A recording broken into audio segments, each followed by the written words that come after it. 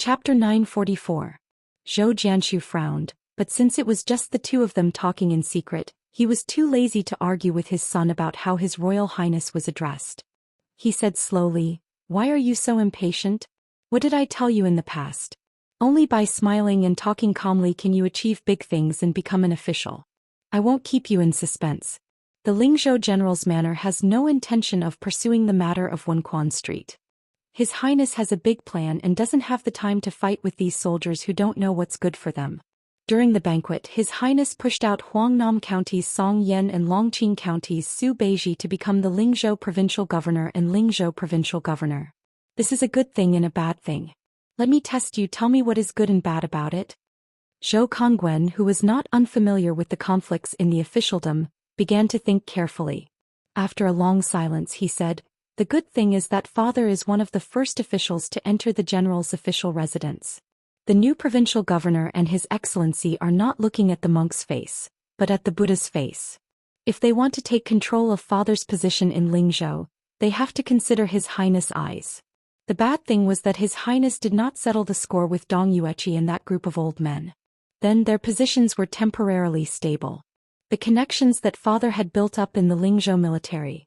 According to father's instructions, most of the captains had been hiding like turtles. It seemed like they did not have a chance to take advantage of the situation to rise up. I'm afraid that I will have to make up for it to appease them. At the very least it will be a few hundred to 1,000 taels of silver. We have received quite a lot of gifts this new year, but we have already given out 70 to 80% of it. With that, our family has no income at all. Ever since I became an official, this is the first time that I haven't earned any money." Zhou Jianshu twirled his beard and smiled. "Not bad, not bad.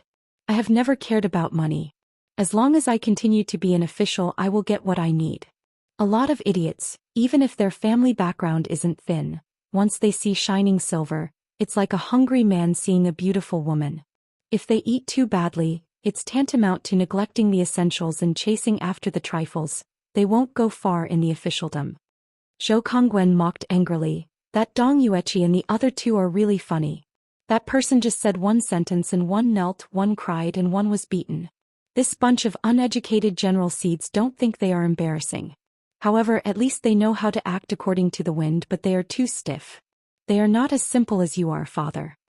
Lord Zhou, who was flattered by his son, smiled even more brightly. The corner of his mouth curled up. These people rely on the military merits they have accumulated to be arrogant.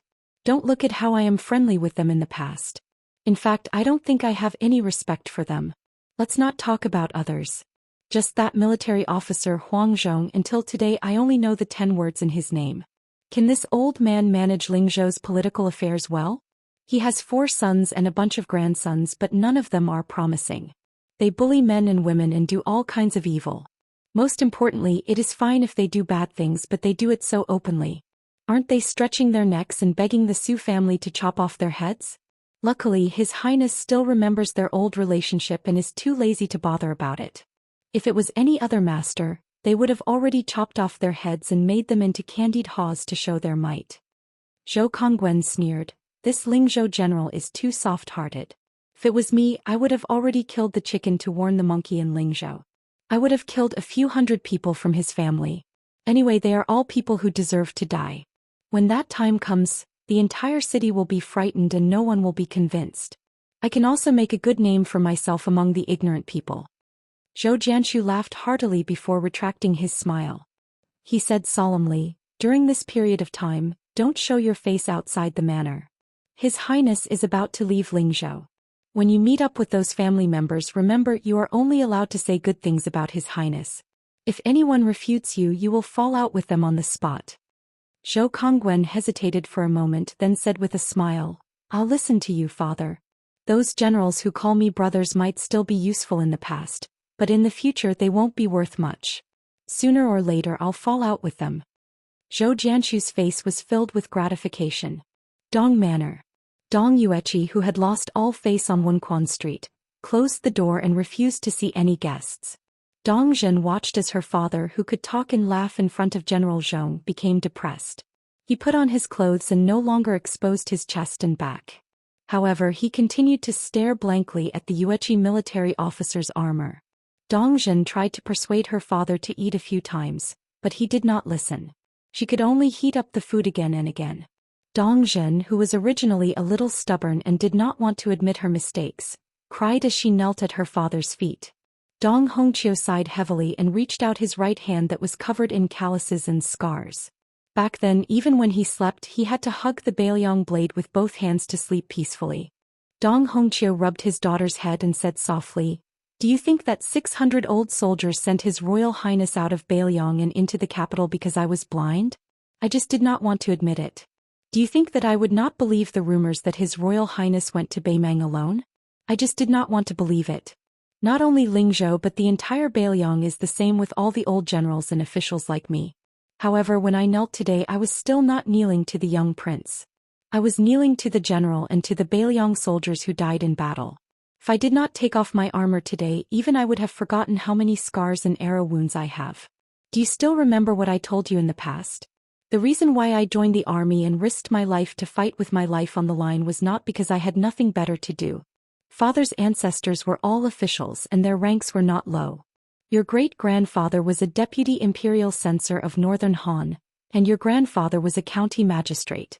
They were all upright officials with a good reputation. Afterwards, your entire family was killed by bandits who took advantage of the turmoil in the country. Their eyes were red from the killing and they killed every official they saw. They did not care if the official was good or bad, as if they were good people as long as they killed the official. When I first joined the army, I only felt that there was hope in joining the Su family's army, with its strict military laws and strict rewards and punishments. By killing more bandits who willfully slaughtered the innocent, not only would I be able to take revenge, I might even be able to restore the Dong family's name to the annals of history. Perhaps there are some things that I have never told you. In the past I felt that there was no need. As a girl, even the general said that children should be raised in poverty, and daughters should be raised in wealth. Since you have an official as a father, you should be born to enjoy a life of prosperity. Father will not nag at you about those things. Only after today's unforeseen event did I realize that I was wrong. When I was young, the family rules were still in place. When I was young, I knew to look down on those children of influential families who used their power to bully others. Why is it that, in the blink of an eye, my own daughter has become someone that I dislike? Do you remember Mengya, who grew up in our family? She's your Uncle Meng's orphan. Originally they were betrothed when we were little. However, you were unwilling no matter what, disliking that he did not have a scholarly rank or a family background. Even if I had to betray you, I would accept it for you. Back then, if it wasn't for your Uncle Meng blocking the stab in the back for me at the western Shuchunshan Pass, it would have been you living under someone else's roof for 20 years. I'm not saying this to persuade you to marry Mengya. I just want to tell you that before Uncle Meng, who was born in the marketplace, died, he often told me that if he became an official in the future, he had to be a good official who would not bully the commoners. Whoever dared to commit crimes in his territory, he would kill them all on sight. If the general did not agree, he would even dare to scold the general. Once he was bragging with father and his old subordinates and was caught red-handed by the general who was patrolling the military camp. At that time, your Uncle Meng was still a junior military officer. He was so scared that he almost peed his pants. Guess what? Not only did the general not teach this junior military officer who had a big mouth and a heart higher than the sky a lesson, he even squatted down to chat with us about daily life. He said that when your Uncle Meng became an official in the future, he would definitely be a good official. The general even said that he could not bear to scold him. Tell me, how did your father become someone who would definitely be the first bastard he would kill as long as your Uncle Meng was alive? Dongzhen, who was used to being arrogant and unruly in Lingzhou, could only cry. It was as if the sky had collapsed as she sobbed uncontrollably. Dong Hongqiu walked in front of the old and mottled armor. His gaze was desolate as he said in a low voice, "Don't cry. Father will bring you to that cenotaph. Give Uncle Meng a few toasts of wine. If father remembers correctly, after you were 11 years old, you never went there again. All these years you looked down on Mengya. How did he look up to you?" Chapter 945. When Su Fengyan returned to the mansion, he did not climb over the wall again. This greatly disappointed Song Huangmei, who had been waiting at the foot of the wall. It was very late when she learned from the steward that His Royal Highness walked out of the mansion step by step. Miss Song exclaimed and ran out of the Li mansion. The steward saw this and muttered to himself. This Miss Song was too rash. Compared to the quiet and virtuous miss of the Li mansion, she was thousands of miles away. The steward then began to daydream. Everyone in Bailiang knew that Master Hanlin and His Royal Highness were brothers who grew up together. If Miss Song could become the consort of the King of Bailiang in the future, in addition to the fact that Master was already the administrator, then the Li family would be worthy of the title of the most powerful family in Bailiang. The old steward shook his head. Alas, it was a pity that Miss Song was fooling around with that Guadahan disciple. A peony flower stuck in cow dung. Su Fengnian lay on the bench in the pavilion and looked up at the starry sky. He turned a blind eye to the girl who had sneaked into the pavilion. The girl was really a hardworking heroine. She was able to control her temper. She gritted her teeth and endured the cold for an hour without making a sound. Su Fengnian sat up and asked with a smile, "Miss Song, do you need something from me?" Song Huangmei, who had shrunk to the side of the pavilion to avoid the cold, jumped in fright. Her face, which was not too beautiful, turned red. She lowered her head and clutched the corner of her clothes. She no longer had the heroine demeanor that she had when she blocked him with her sword at the governor's mansion in Huangnam County. Su Fengnian did not want to embarrass her. He took the initiative to ask, "How many years have you practiced the sword? Do you want me to teach you a few easy sword moves?" After Su Fengnian asked the question, he did not know whether to laugh or cry. The girl stared at him in a daze and muttered to herself. She seemed to be saying that His Royal Highness's eyes were better than someone else's, but she still only liked that guy. Su Fengnian coughed heavily. Song Huangmei sat down on the other side of the bench and hugged her shoulders with both hands to ward off the cold. She quickly regained her original straightforward personality and laughed. "Your Highness, I know you are an expert and a good person. I have someone I like. He is an outer disciple of a gang in Huangnam County. His name is Do Yongguan. His biggest wish in life is to wear a Bailiang saber and marry me. But my father does not seem to like him very much. How about your Highness be merciful and casually give that Do Yongguan a saber? My father will definitely not object." Su Fengnian knew that this girl definitely did not know that Lotus Pond was almost completely wiped out from Lingzhou's Jianghu. However, the spy report did mention that a young man named Do Yongguan had escaped. He was the lover of Song Yan's daughter, Song Huangmei. Not only that, all 18 generations of Do Yongguan's ancestors had been thoroughly investigated. Su Fengnian had given instructions at the time for the Eagle Guard to give up on this person. An outer disciple who had just entered Lotus Pond for a few days could be killed or not. Since he had this relationship with the Song family, he could just treat it as a gift for Governor Song when he became a Lingzhou official. As for whether that young man would bear a grudge against Bailiang after escaping this disaster and whether he would be determined to take revenge for his sect, Su Fengnian did not care. In the entire Liang Jianghu, there were not many people like that young master who waved a folding fan who had the ability to kill his way to Su Fengnian's eyes. There were even more people who died without even seeing His Royal Highness once. If that person was able to rise above the rest and make Su Fengnian see his name in the spy report again, to the extent where Su Fengnian didn't even mind letting him know about Liantong Zhang's identity as a Northern Mang spy and then sending him to the border to sharpen himself. Since he wanted to touch a blade after he entered the army, he would be able to touch it until he wanted to vomit. However, people's hearts were hard to predict. Only heaven knew which path this Do kid would choose to take. As for whether or not Do Yongguan and Song Huangmei could be married, that was even less of a concern to Su Fengnian. Even if he did not want to, he could not. In the current Bailiang, His Royal Highness's time was perhaps the most valuable. Su Fengnian collected his thoughts and smiled. Private individuals are not allowed to wear Bailiang knives. Besides, with your father's eyesight, how could he not see the authenticity of Do Yongguan's knife? Chapter 946. Song Huangmei had a happy-go-lucky personality. Hearing His Royal Highness say this, she only had an expression of understanding. She made an "oh" sound and did not insist. In reality, if it were a normal, slightly unscrupulous woman, if she had the chance to be alone with His Royal Highness, she would do everything in her power to make herself gorgeously dressed. If she caught His Royal Highness, she would rather kill the wrong person than let the wrong person go. Otherwise, she would use her identity as a woman to pester His Royal Highness for some promises. This was probably the reason why Su Fengnian was willing to casually chat with her. Song Huangmei did not disturb His Royal Highness, but she also did not leave. She sat on the bench and lazily leaned against the pillar, looking up at the starry sky. Su Fengyan was experienced and knew that this girl most likely missed the disciple of the Jianghu with the surname Dou. He lay down again and closed his eyes to rest. In his mind he carefully calculated the ending of Lingzhou. The officialdom of Lingzhou, which was originally far more complicated than Yu and Liang, was believed that with Su Beiji's ability, even if there were still some restrictions, he would be able to barely open up the situation. It was about time for him to leave. He could not always wear the official hat of Lingzhou's general and occupy this place. However, if he really wanted to leave, he had to first take care of that young ace who dared to intrude. Su Fengyan, who had closed his ears, sensed that after Song Huangmei stood up, she tiptoed away. He smiled gently and waited for her to walk far away.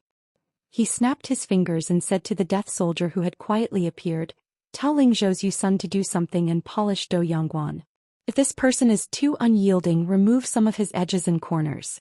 If his will is already depressed, let him meet a noble person. Don't let him lose his spirit early." The death soldier was about to leave when he suddenly heard His Royal Highness ask with a smile, "How about I go and meet that peach blossom fan myself?" In the chaotic times of the spring and autumn period, many people fled far away to avoid disaster. In order to settle down, they did not hesitate to change their names. As a result, when the court set up a list of the names of the people under heaven, they knew that there were many new names that were unclear. However, there were not many people like His Royal Highness who did not even have a name. This man, who seemed to have no past and no future as always, did not say a single word. Su Fengyan waved his hand and the death soldier disappeared in a flash.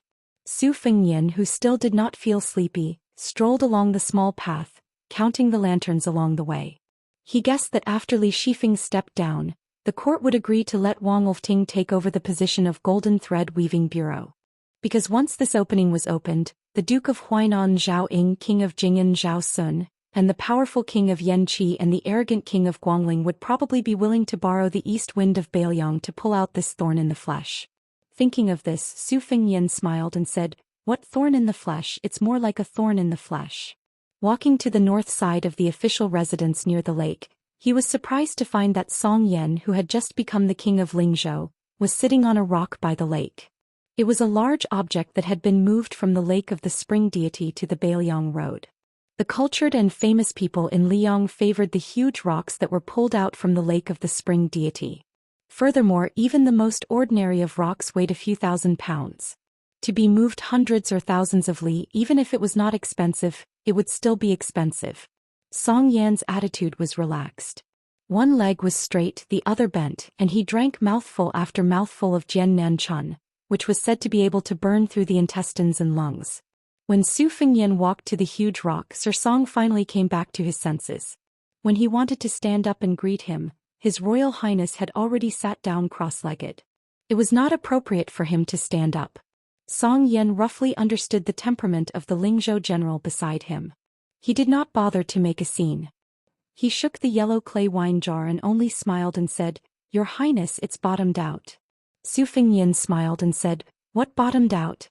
There are clearly 2 mouthfuls of wine left. If you can't bear to part with it, just say so." Song Yan was also honest. He laughed and said, "I really can't bear to part with it. This jar of wine has been buried underground for 7 or 8 years. At that time, 3 jars were placed underground. After Lord Li became the administrator, he drank 1 jar. This time when he came to Lingzhou, he knew that he was going to be promoted and get rich. Plus, he had to leave Huangnan County, so he wanted to bring the remaining 2 jars here and give 1 to your Highness despite the pain. Unexpectedly, when I went to the backyard to take a look, there was only the jar in my hand left. After thinking about it, I knew that my daughter, who sided with an outsider, stole it and gave it to someone else. This made me so worried that I had a few more strands of white hair. Your Highness, please don't blame me."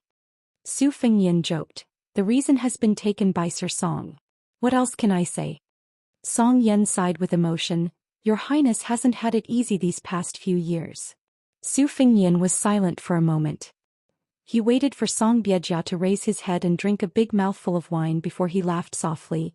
"You might not believe it, but I went to Beimang to meet the king of the northern courtyard, Zhao Huainan. I also went to the capital to meet the emperor. There were many twists and turns in between these 2 trips. However, the one time I felt the most wronged was the first time I left home in a sorry state. In Hezhou, I met a son of a rich family who was carrying a Bailiang saber that he had bought privately. That fellow knocked a big bump on my head. If I was in Bailiang back then, this kind of trash would have been bitten to death by dogs. It was also at that time that I realized that there was a world of difference between having Su Xiao as a father and not having a father like him by my side. Later on, I also suffered some losses. However, it was probably because I was used to being treated like a rat on the street, so it was no longer difficult for me to get over it. At that time, I found some fugitives to be my training dummies. The horse bandit leader slashed my body with his saber. The pain was so excruciating that I almost rolled on the ground. At that time, I did not have the courage to lower my head to look at the wound. When I uncovered the scar, I told myself not to practice the saber anymore. Fortunately, I clenched my teeth and persevered. Since then, I have never been able to forget it. Even though my life has been hanging by a thread many times over the past few years, which was indeed a torment of hovering between life and death, I still feel that it is not as memorable as that stab. Song Yan was startled. He raised his hand and lifted the wine jar. He sighed and said, "This lowly official has never been afraid of the intrigues of the officialdom. However, if someone put a saber on his neck and really had to watch himself bleed, he would most likely not care about the integrity of a scholar." The phrase, "without the strength to truss a chicken," refers to scholars like Song Yan. Su Fengyan joked, "No man can be without the strength to truss a chicken. Some brothel girls are even better at trussing chickens." Song Yan spat out a mouthful of wine. He lowered his head and looked at his crotch. He laughed until tears came out. He did not care about wasting the last bottle of Jian Nanchunyan. After laughing, Song Yan turned his head to look at His Royal Highness. "Life is not as you wish. It is a bitter thing." Su Fengyan looked at the lake and smiled indifferently. "In the end, I can still talk with people. It is a fortunate thing." Song Yan was silent. Su Fengyan said, "Song Yan, go and bury 3 more jars of wine. In 7 or 8 years, if both of us are alive, you will give me a jar. I will also give you a border official who is not inferior to the administrator." Chapter 947. His Royal Highness, who had just stabilized his position as Lingzhou's general, left. The entire city was in an uproar. This made the provincial officials whose ranks were lower than Zhou Fulu's stand outside the general's residence and look at each other. They were extremely vexed. These officials really had a stomach full of bitterness of not being able to find a temple to worship Bodhisattva. Fortunately, there was still a Lingzhou provincial governor and a guest temporarily living in the general's residence. It was a pity that the new provincial governor, Su Beiji, had put on airs in broad daylight and refused to see any guests. Only a few scattered officials who had waited bitterly until dusk refused to give up. They were told by the residence's head steward, Sun Fulu, that they could enter the residence for a chat. This made these people excited like they had been injected with chicken blood. They all felt that the ancient saying, "Where there is sincerity, metal and stone will open," was true. However, there was only one congratulatory gift in their hands. Once the master of the general's residence left, even though the provincial governor's rank was a full rank lower, he was a local snake. They really did not dare to slight him. Fortunately, the young provincial governor was understanding and waited outside the hall with the guest, Song Yan, for everyone, giving them enough face. The congratulatory gift was naturally given to His Royal Highness, who had already left the provincial capital. That provincial governor Su was truly worthy of being His Royal Highness's most trusted aide. He joked that when he had a provincial governor's residence, he would ask for a gift from everyone and would not be lenient. Everyone looked at the calm and reserved Su Beiji and felt like they had eaten a large calming pill. As long as this person did not use His Royal Highness' power to start a massacre in Lingzhou and followed the rules to become an official, then everything would be fine. Right now, no one dared to cause trouble. Since everyone had accepted their fate and submitted to His Royal Highness, then they had a way out. They did not need to worry about being the first to be cut. They could go help the new master of Lingzhou pass firewood and make the flames burn a little higher. They saw that provincial governor Su and Song Biejia did not seem to be united on the surface but divided at heart. They spoke many times and seemed to have a tacit understanding. This made everyone feel fear. Even though they did not know what Administrator Li Gongda's plans were, as long as these two worked together for a period of time, even if they were newlyweds, they would still be separated. However, if Sir Li wanted to stir up trouble at this juncture, the general's residence would at least be able to put up a fight at the very least. They would not be completely helpless. As for the situation in Lingzhou, that was a matter for the future. The group of 5th, 6th and 7th rank officials would just deal with it as they saw it. After sending off this group of guests, Song Yan raised his head to look at the sky. He smiled and said, "Provincial governor, looking at the situation, it is going to snow again. Let's drink a little wine and wait for the snow together?" Su Beiji shook his head and said with a smile, "I just handed over the matters in Lingzhou to the neighboring side. It is a mess and there is not enough manpower in the residence. I am someone who cannot sit still, so I will not drink wine and admire the snow with Sir Song. If there is really a day when we are free, we will make up for it together. At that time Sir Song will not be able to escape even if you want to." Song Yan smiled and nodded. Looking at Provincial Governor Su Beiji's lonely back, he thought to himself, is Su Beiji going to be like Zhao Yuling in the Liang Temple, a lonely official who is favored by both civil and military officials? Su Fengyan left the capital of Lingzhou and had already arrived in Green Snake County. He did not travel in secret this time. Instead, he brought along 600 Lingzhou elites. The number of captains with real power in Lingzhou could be counted on one hand. For example, the Yu cavalry captain Dong Hongqiu was Zhong Hongwu's trusted aide, so it was not easy for him to move around. However, in such a large granary of Bailiang, it was impossible for Zhong Hongwu to cover the sky with one hand. The wooden man beside Su Fengyan was named Huang Xiaokuai. After his father died, he made an exception and inherited the position of captains with real power. It was a rare title, Pearl Captain. It originated from the war during the spring and autumn period. After Huang Xiaokuai's father broke through the city, he strung up thousands of heads with ropes and hung them all over the city walls like bloody pearl curtains. This was to welcome the enemy's reinforcements and to show the enemy that he was willing to fight to the death. Later on, he even performed meritorious service in defending the city. He was promised by Su Shao that no matter what rank he was, as long as he was an officer under the Su family's iron cavalry, his descendants would be able to inherit his meritorious service. As expected, Huang Xiaokuai successfully took over the position of Pearl Captain 2 years ago. However, he was always pushed aside and isolated in Lingzhou. He was the weakest of the captains with real power. After Su Fengyan chatted with Huang Xiaokuai for a while, he knew that there was a reason why Huang Xiaokuai was not popular in Lingzhou. Huang Xiaokuai was too stubborn and did not know how to adapt. Even when he saw him, a person who had resigned from the position of Lingzhou general and was still a member of His Royal Highness, Huang Xiaokuai was still the same. Compared to Wang Ji, who was also a descendant of meritorious service, the difference was like heaven and earth. However, Huang Xiaokuai did not know how to curry favor and only knew how to manage the army. This made Su Fengyan admire him from the bottom of his heart. In Lingzhou, he had seen many slippery and two-faced officials. When he saw Huang Xiaokuai, it was as if he had tasted table after table of greasy delicacies and suddenly brought a bowl of refreshing white porridge. The 600 cavalrymen galloped east on the relay road. During this time, there were constantly spies and scouts reporting back with military intelligence. Even Huang Xiaokuai, who was a rigid military officer who did not know how to climb up the ranks of the bureaucracy, was surprised. It turned out that not only were the 600 cavalrymen under his command rushing to the border between Green Snake County and Eastern Wind County to await orders, there were also a few troops from other counties who had heard the news. It seemed like they were going to spread a net to surround the master and servant pair. Using several thousand troops to deal with 2 people, wasn't His Highness a little too much? However, Huang Xiaokuai did not dare to comment on this. He originally thought that it would be difficult for His Highness to do anything alone in Lingzhou. Who would have thought that with one palm the entire bureaucracy of Lingzhou was lying on the ground, not daring to even breathe loudly. Huang Xiaokuai, who had never had much talent in the bureaucracy, admired him even more. Behind Su Fengyan was the Lingzhou Deputy General Han Laozhan. In the cavalry there was a carriage. Huyan Guanin had already been sent to the prince's mansion on Mount Qingliang. Only Pei Nanwei, who was still wandering around, was left.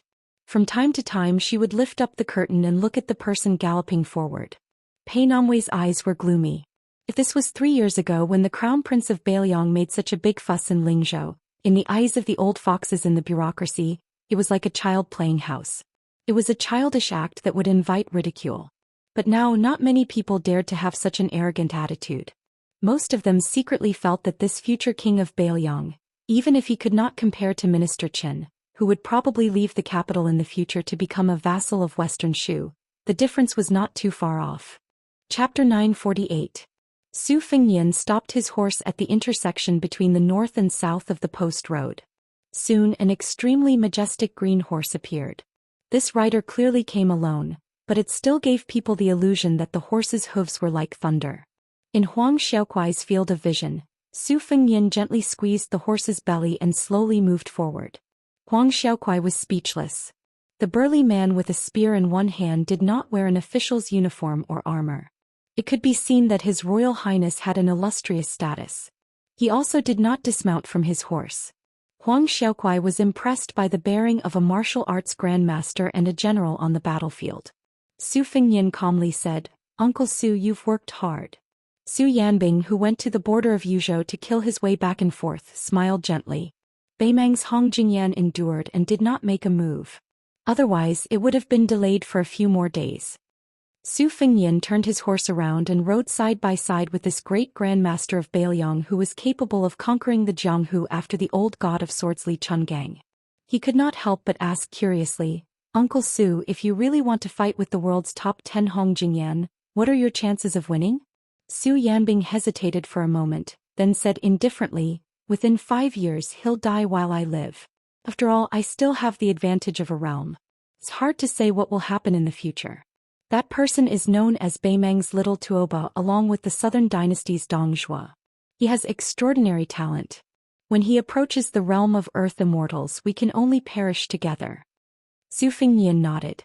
Dongzhuo's Little Tuoba was referring to this fatty's military talent. After the death of the fifth raccoon, Hong Jingyan had seized the opportunity to take over the Ruan cavalry.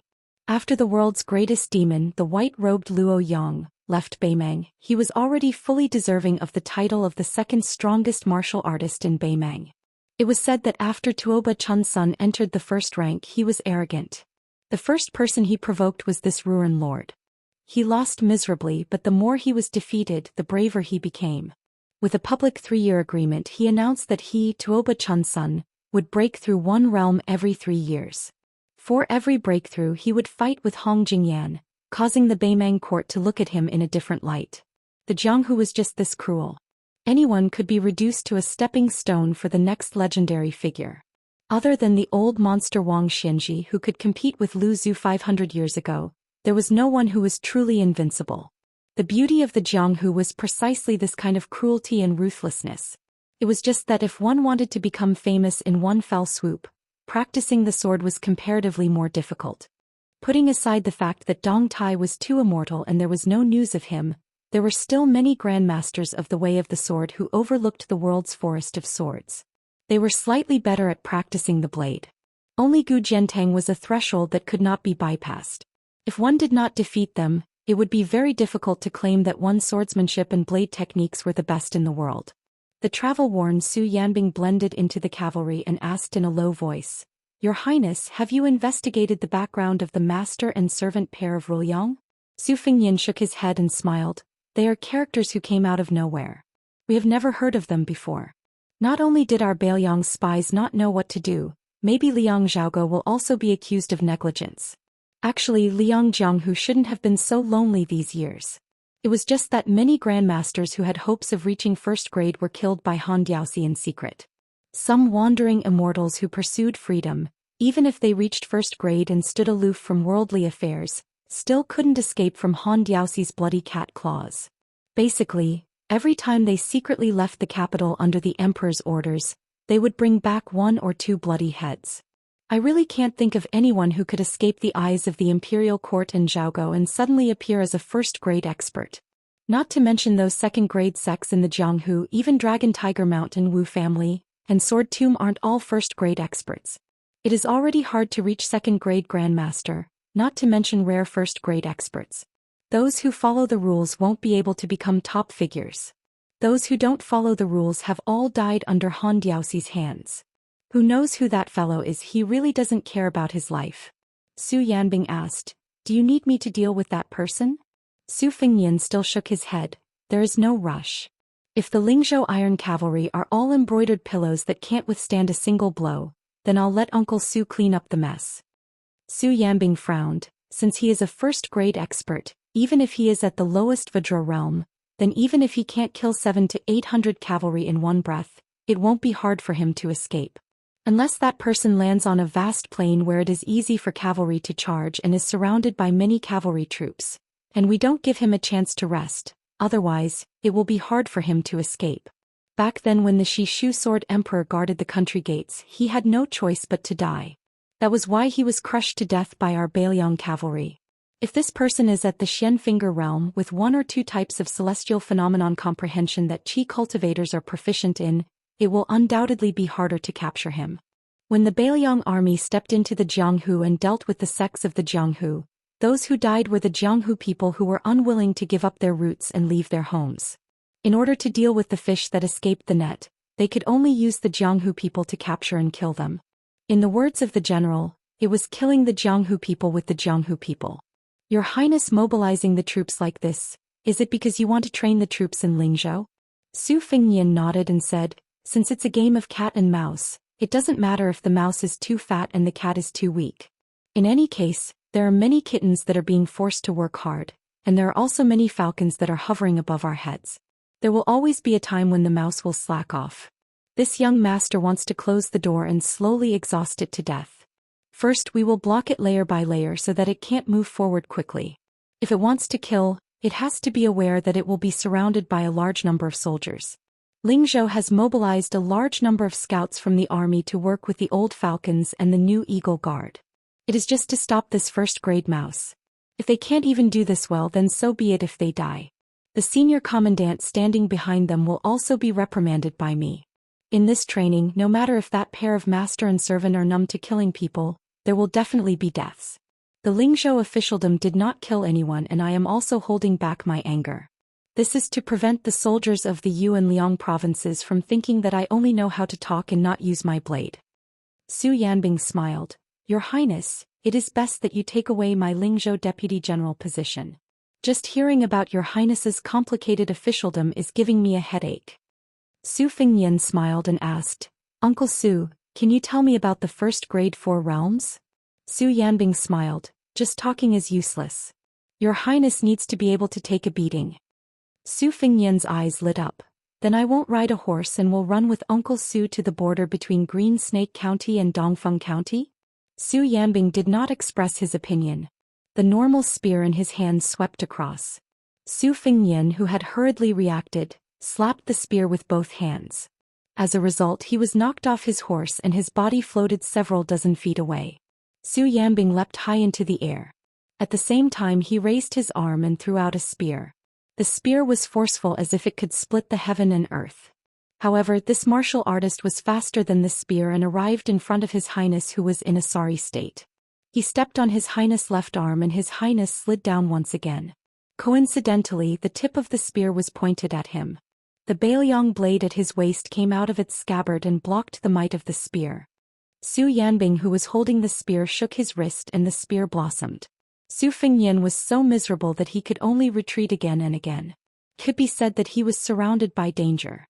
Huang Xiaokuai was so frightened that his face turned pale. He thought that this fellow was an assassin. Just as he was about to mobilize the troops to save His Royal Highness, Han Laoshan, who was sitting steadily on the horse, said calmly, "It's fine. Give the order to continue forward." Chapter 949. The 600 riders had already passed through half of Green Snake County, but the Pearl Commandant Huang Xiaokuai still had not seen His Royal Highness. He was a bit impatient. Something happened to His Royal Highness. He was just a small commandant of Lingzhou. Even if he went to see the general, he would not be able to compensate for this crime. However, with Lingzhou's Deputy General Han Laoshan comforting him, Huang Xiaokuai could only suppress his annoyance. After all, General Han had the special honor of being the general's personal retainer for more than a decade. He knew everything about the prince's manor in Mount Qingliang. This made Huang Xiaokuai feel a bit more at ease. Bailiang did not lack generals and warriors like Dong Yueqi, who had enjoyed glory and wealth for many years and lost their nature. However, there were also many honest people like Huang Xiaokuai who were deeply grateful and conscientious. The end of the Spring and Autumn War had only been a generation ago. This large manor in Bailiang had the Baimang barbarians eyeing it covetously from the north. Many people still remembered the bloody smell of war on themselves or their parents. Outside a wine shop, the wind and snow were howling. Large snowflakes rustled down like goose feathers. Two men who were a generation younger than each other sat opposite each other. They ordered 2 pots of extremely hard to drink but very good at warming their stomachs. They each drank slowly. There were very few customers in the wine shop. A long spear without tassels was placed on the table. This made the wine shop's shopkeeper's desire to ask for a sky-high price somewhat dwindle. The heroes of Jianghu who could openly carry weapons on the northern Liang path were not simple. The owner covered his hand and couldn't help but take a few more glances at the shabbily dressed young master. He didn't look like a poor person. Why would he go out in such a shabby outfit in the bitter cold? Was he not afraid of freezing to death on the streets? This unreasonable god was a pitiful person who couldn't make it through the winter and spring socializing every year. Su Fengnian, who had been beaten up miserably along the way, drank a mouthful of strong wine. His entire body felt relaxed. Su Yanbing slowly said, "100 rivers flow into the sea, 10,000 streams return to their origin. Practicing the sword, the blade and the spear in the end is all about forging the body, spirit and will. However, to put it nicely, it's a summary. To put it bluntly, it's just empty logic." However, he had no choice but to say it. When Su Yanbing left his sect to roam Jianghu, his senior apprentice brother Wang Xiu and Li Chungang of the Spring and Autumn Sword and Armor were at the peak of Jianghu. He heard a lot of praises. Among them, Huang Longshan, who had monopolized the Spring and Autumn Sword Armor, said, "It's laughable that people are short-sighted. They didn't know the sword qi." At first, when he heard it, he only thought it was some literary praise. Later, when he really stepped into the mysterious finger realm from Vajra, he realized that these words were not without purpose.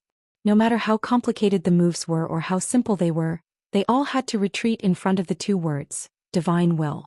The world's divine will was broken down into countless types. For example, there were many paths under our feet.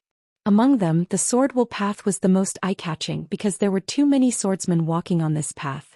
It created the scene of mountains rising one after another, like an endless dragon vein. Previously, when Su Yanbing mentioned the sword will to His Highness, he did not simply want His Highness to abandon the saber and practice the sword. It was because of the solid foundation of the old god of swords, 2-sleeved green snake, and the sword tomb that nurtured the flying sword. Even if the realm fell, it would only fall in the internal energy. It would not hinder the spirit from rising from the ground.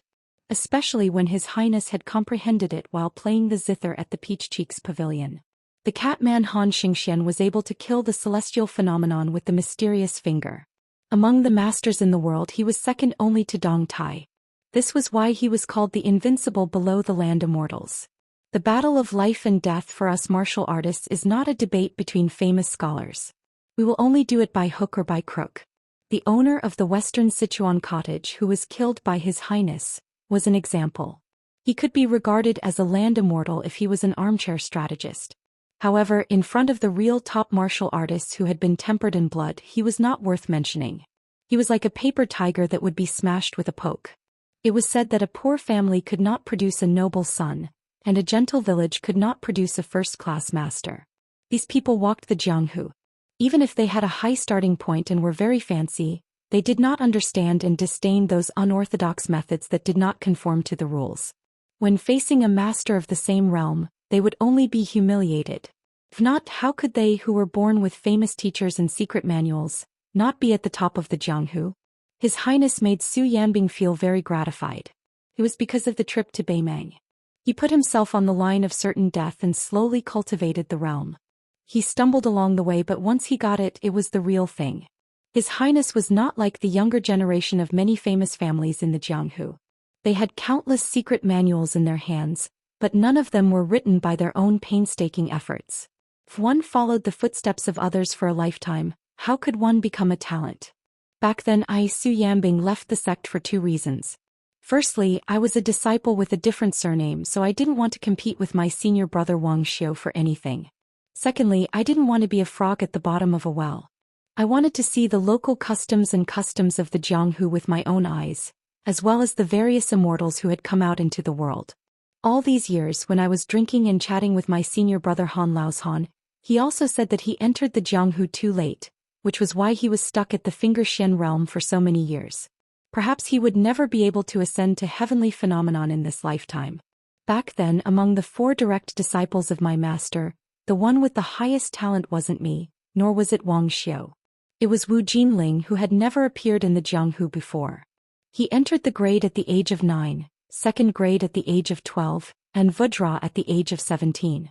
Su Fengnian smiled and said, "It's quite a pity. Otherwise Bailiang would have one more great grandmaster who reached the peak."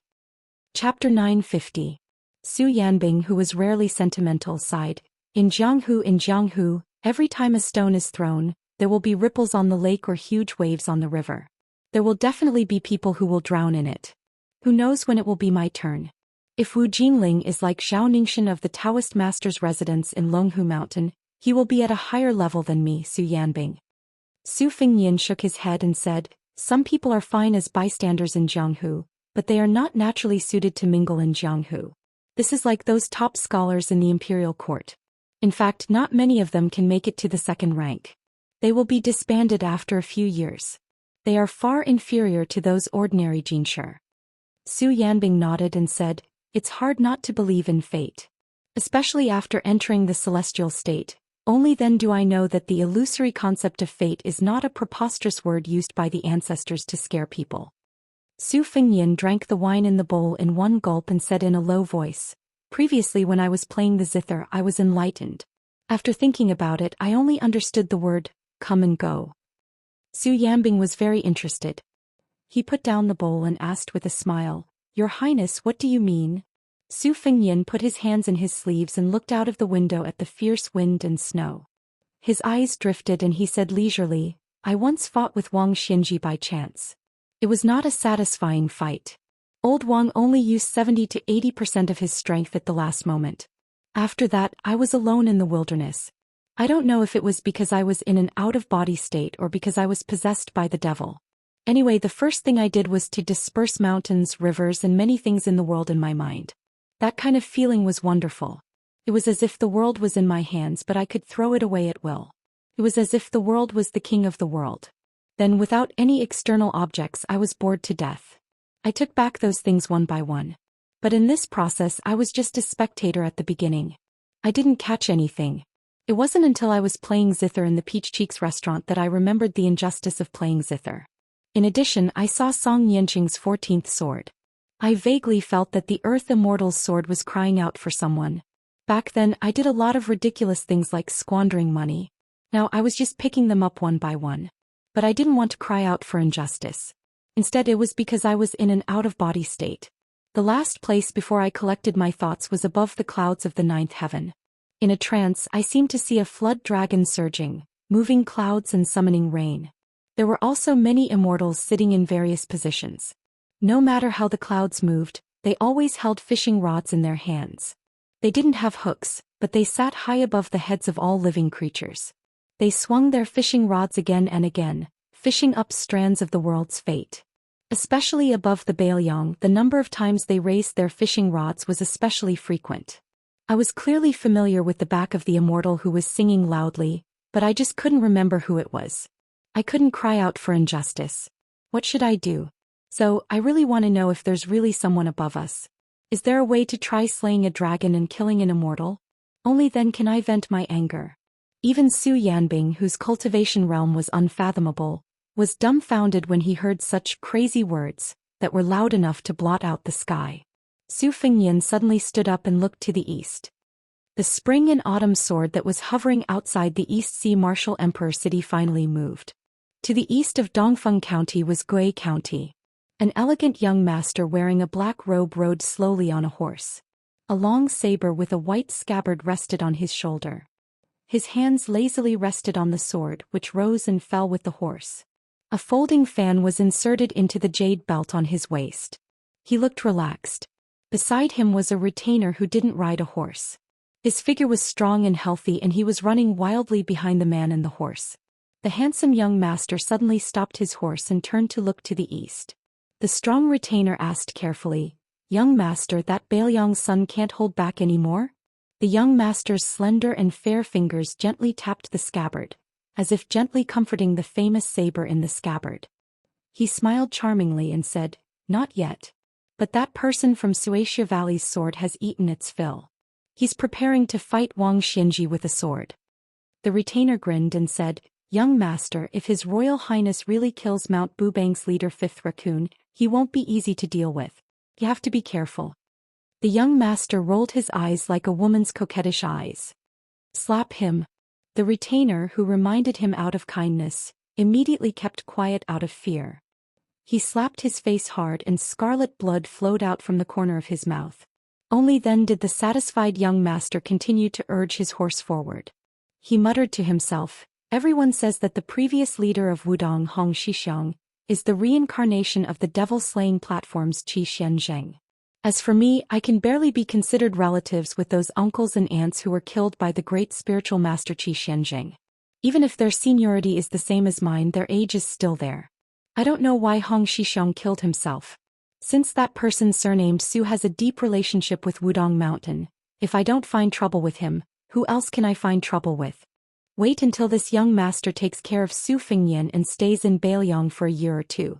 Then I'll be able to take control of Zhulu Mountain. It's not a good feeling to have a woman of unknown origin ride on top of my head. This young master has never had the hobby of women on top of men. I'll let her fight with Mount Huishan Xinyuan Qingfeng first. If it doesn't work out, I'll personally go to Zhulu Mountain and clean up the sect.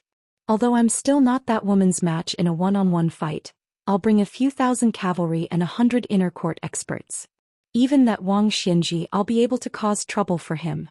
This demonic sect, sooner or later, it'll be this young master's rightful possession." The retainer snickered. "Young master, you'll be able to sit firmly on the dragon throne." The young master loosened his grip on the scabbard, and the scabbard spun out a large circle. With him and his horse as the center, the snowflakes within 100 feet radius were crushed into pieces. The retainer clearly heard the young master on the horse sneer. "Yuzhong, you're a Vajra realm expert after all. You even managed to escape from the hands of a human cat. Can't you have some backbone? It's very embarrassing to bring a lousy piece of trash like you out." The retainer smiled obsequiously. It's already a great honor to run errands and do odd jobs by young master's side. The young master curled his lips into a smile. "It seems that the 80% mature thunder of mind I learned from Gu Jiantang has broken your backbone." The retainer nodded vigorously in agreement. The young master looked up at the snowy sky with a helpless expression. Zhanghu is boring. Chapter 951.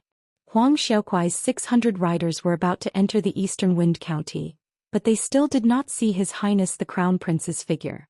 Even though Lingzhou's Deputy General Han Laoshan was still calm and composed, this Pearl Commandant also secretly sent a trusted scout back to Lingzhou's capital to report the military situation.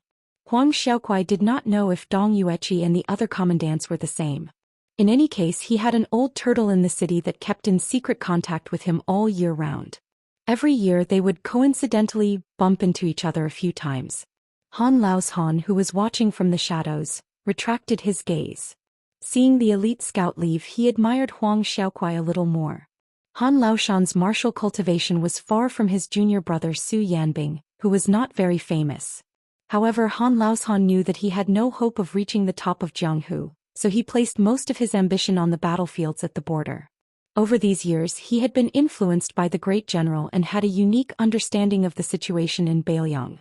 The geographical advantage of Bailiang had always been widely criticized.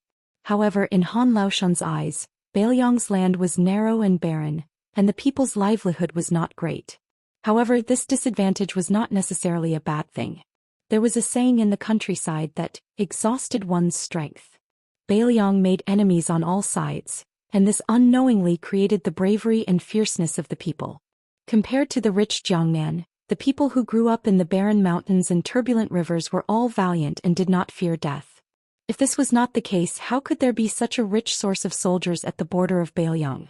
No matter how valiant and good at fighting soldiers were, if they were thrown into a safe place where they did not have to worry about food and clothing, and their morale would be worn down for 10 to 20 years, they would not be considered valiant soldiers. This was an important reason why the Guangling Prince Zhao Yi was not as good as the Yanqi Prince Zhao Bing. Guangling Circuit was located under the armpit of the imperial court, while Yanqi Circuit was like the right foot of the imperial court. They had to travel every day and interact with the barbarians of Nanjiang. Han Laoshan knew that he only needed to wait until His Highness left Lingzhou before he would become a general with real power in one of Beiliang's 3 prefectures, Yuliang and Lingling. He would be a third-rank official in the Liang dynasty and share military and political power with the provincial governor, Su Beiji. Moreover, as a general he was only a person who managed the Beiliang's backyard. However, when that traitorous martial nephew Qin Jibao left the capital and went to the western Shudao, it would be a fight that would not be inferior to the bloody massacre at the border. As for Qin Jibao, who had betrayed his sect as his martial uncle Han Laoshan did not hold a grudge against him. There were rules in Jianghu, and senior martial brother Wang Xiu's death was not as aggrieved and wronged as the outside world thought. Thinking of this, Han Laoshan could not help but laugh. If his junior martial brother Wu Jinling, who had unfortunately died in the Vajra realm, their sect would successively produce spear immortal Wang Xiu, Su Yanbing, who was even better than eldest martial brother Han Laoshan, who had reached the mysterious finger realm Wu Jinling, and the new Confucian sage Qin Jibao. In the future there might even be Blue Bird, who had taken over the handbrake spear, who would also ascend to the first rank. In just 2 generations they had produced 6 first-rank experts. This was even grander than the formation of 2 top scorers and 1 family's 3 second places. In Liang and Beimeng, only the Wu family's sword tomb and the chess and sword music school could stand shoulder to shoulder in Jianghu. Han Laoshan wondered if he should ask His Highness to raise the banner of the Wang family. Perhaps this would attract many Jianghu experts to join Beiliang and join the Wang family. In the future the Beiliang army might have a Wang faction of the Wang family's spear. The 600 cavalrymen stopped briefly in Dongfeng County. They did not enter the city but stayed where they were to rest and reorganize. Huang Xiaokuai only ordered a dozen or so elite cavalrymen to escort the carriage. He found a first-class restaurant so that the woman would be more comfortable. Huang Xiaokuai did not work in the bureaucracy. It was not that he did not understand, but he did not want to be in the same company as his colleagues who were not worthy of their Beiliang armor. Since this woman had a deep relationship with His Highness, and they were not in a hurry, he was happy to go with the flow. It was just that the road to happiness was strewn with setbacks. When Huang Xiaokuai saw the silhouette of a horse carriage at the city gates, other than the Pearl cavalry under his command, who were dressed in casual clothes, there was also a large group of local knights who had somehow hooked up with them. Unable to escape the vulgar path of a profligate young master, there was also a large group of Jianghu disciples swarming over. Huang Xiaokuai fiercely spat on the back of his horse. These bastards actually dared to rob His Highness? Those Pearl cavalrymen also had good eyesight. When they saw the carriage heading towards Huang Xiaokuai's side, they immediately reined in their horses and hurriedly ordered their accomplices not to act rashly. However, a few of the cavalrymen were too busy trying to steal wives for the young masters in the city to stop their horses in time. When the simple carriage was less than 20 paces away from Huang Xiaokuai and his men, they finally realized that the situation was not good. They were about to turn their horses around. Huang Xiaokuai, who was sitting high up on his horse, had a ruthless look in his eyes. He shook his head. Next to him, an archer with outstanding strength in the Pearl cavalryman expressionlessly took out an arrow from his quiver and shot it. With a pang, the arrow pierced through the air, piercing through the skull and nailing into the snow. The pile of pale white snow on the side of the road was instantly dyed red by the fresh blood. The other 2 Jianghu cavalrymen wished that their mounts did not have an extra pair of hooves, but they were still shot to death one by one. Without exception, an arrow pierced through their heads, killing them on the spot. In the northern Liang region, who would dare to compete with a general Seed who had military merits and was arrogant and domineering? Huang Xiaokuai expressionlessly squeezed his horse's belly. The date-red horse under him trotted forward. He took out the Beiliang saber from his waist and used the scabbard to point at a young master wearing a fur coat at the front. That fellow's face was gloomy and uncertain. Finally, he gathered his courage and slowly urged his horse forward. He was about to introduce himself and his father's surname General to prevent this foreign military officer wearing a military officer's armor from overthrowing the Dragon King Temple. Huang Xiaokuai already said in a neither cold nor warm tone, Lingzhou's general has already ordered the 6 counties of Lingzhou to not allow more than 5 cavalrymen to ride on the streets. Violators will be sent to the torture chamber for the first time and be whipped 50 times. Repeat offenders will be punished regardless of their family background. That young master did not think much of it, but in front of him, 3 people had died on the spot. He also saw that behind this military officer were strong and there were cavalrymen in succession. It did not seem like a normal army. He could only obediently smile and say, "General, this is my first offense today. I will go to the yamen to surrender myself.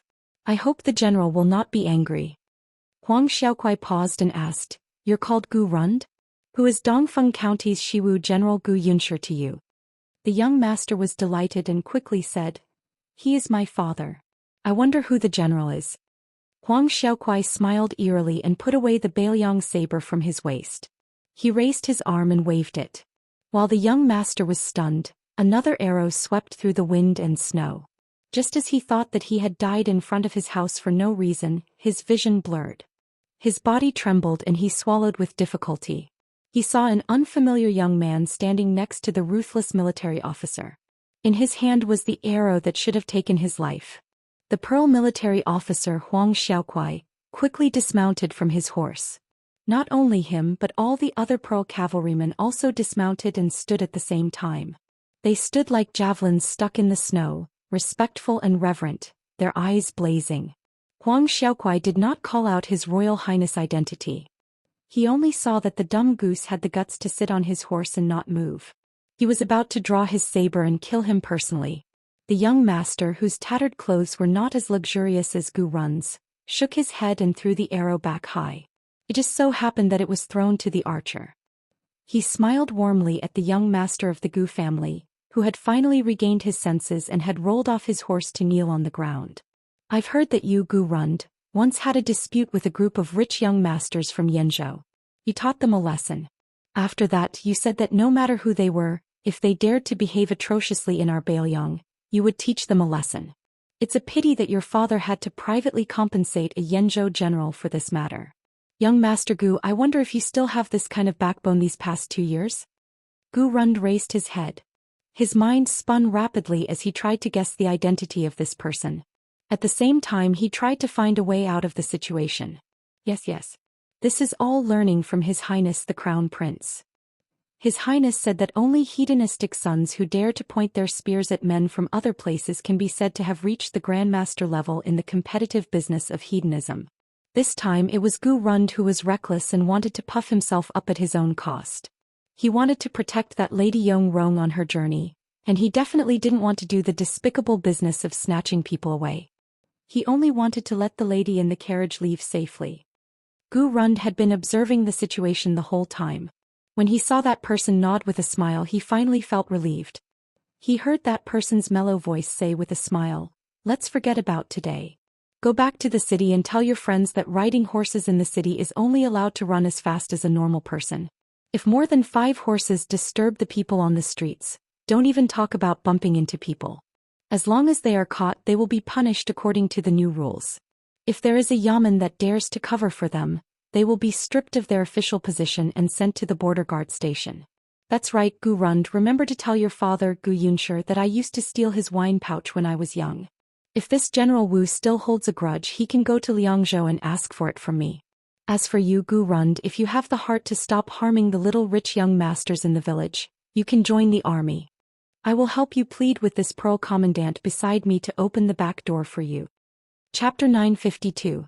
The previous chapter had more than 5,000 words, so this chapter is a bit late. The man and woman generally lived together peacefully. They passed through Dongfeng County and approached Jigui County. Su Fengnian and Pei Nanwei rode side by side on a deep plank road.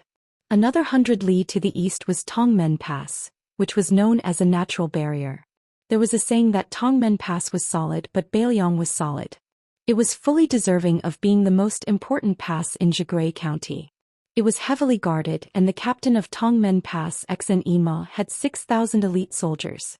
He was undoubtedly a trusted general that the king of Bailiang valued the most. This time Su Fengnian moved the troops from all over Lingzhou out of their encampments, but not a single soldier was moved from Tongmen Pass.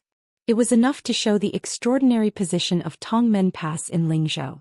Su Fengnian did not let Huang Xiaokuai's 600 cavalry follow. Instead he took a detour to Tongmen Pass to rest and reorganize.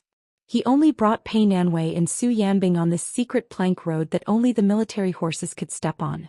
In the past, there were some officials and generals who came here to compete in horsepower.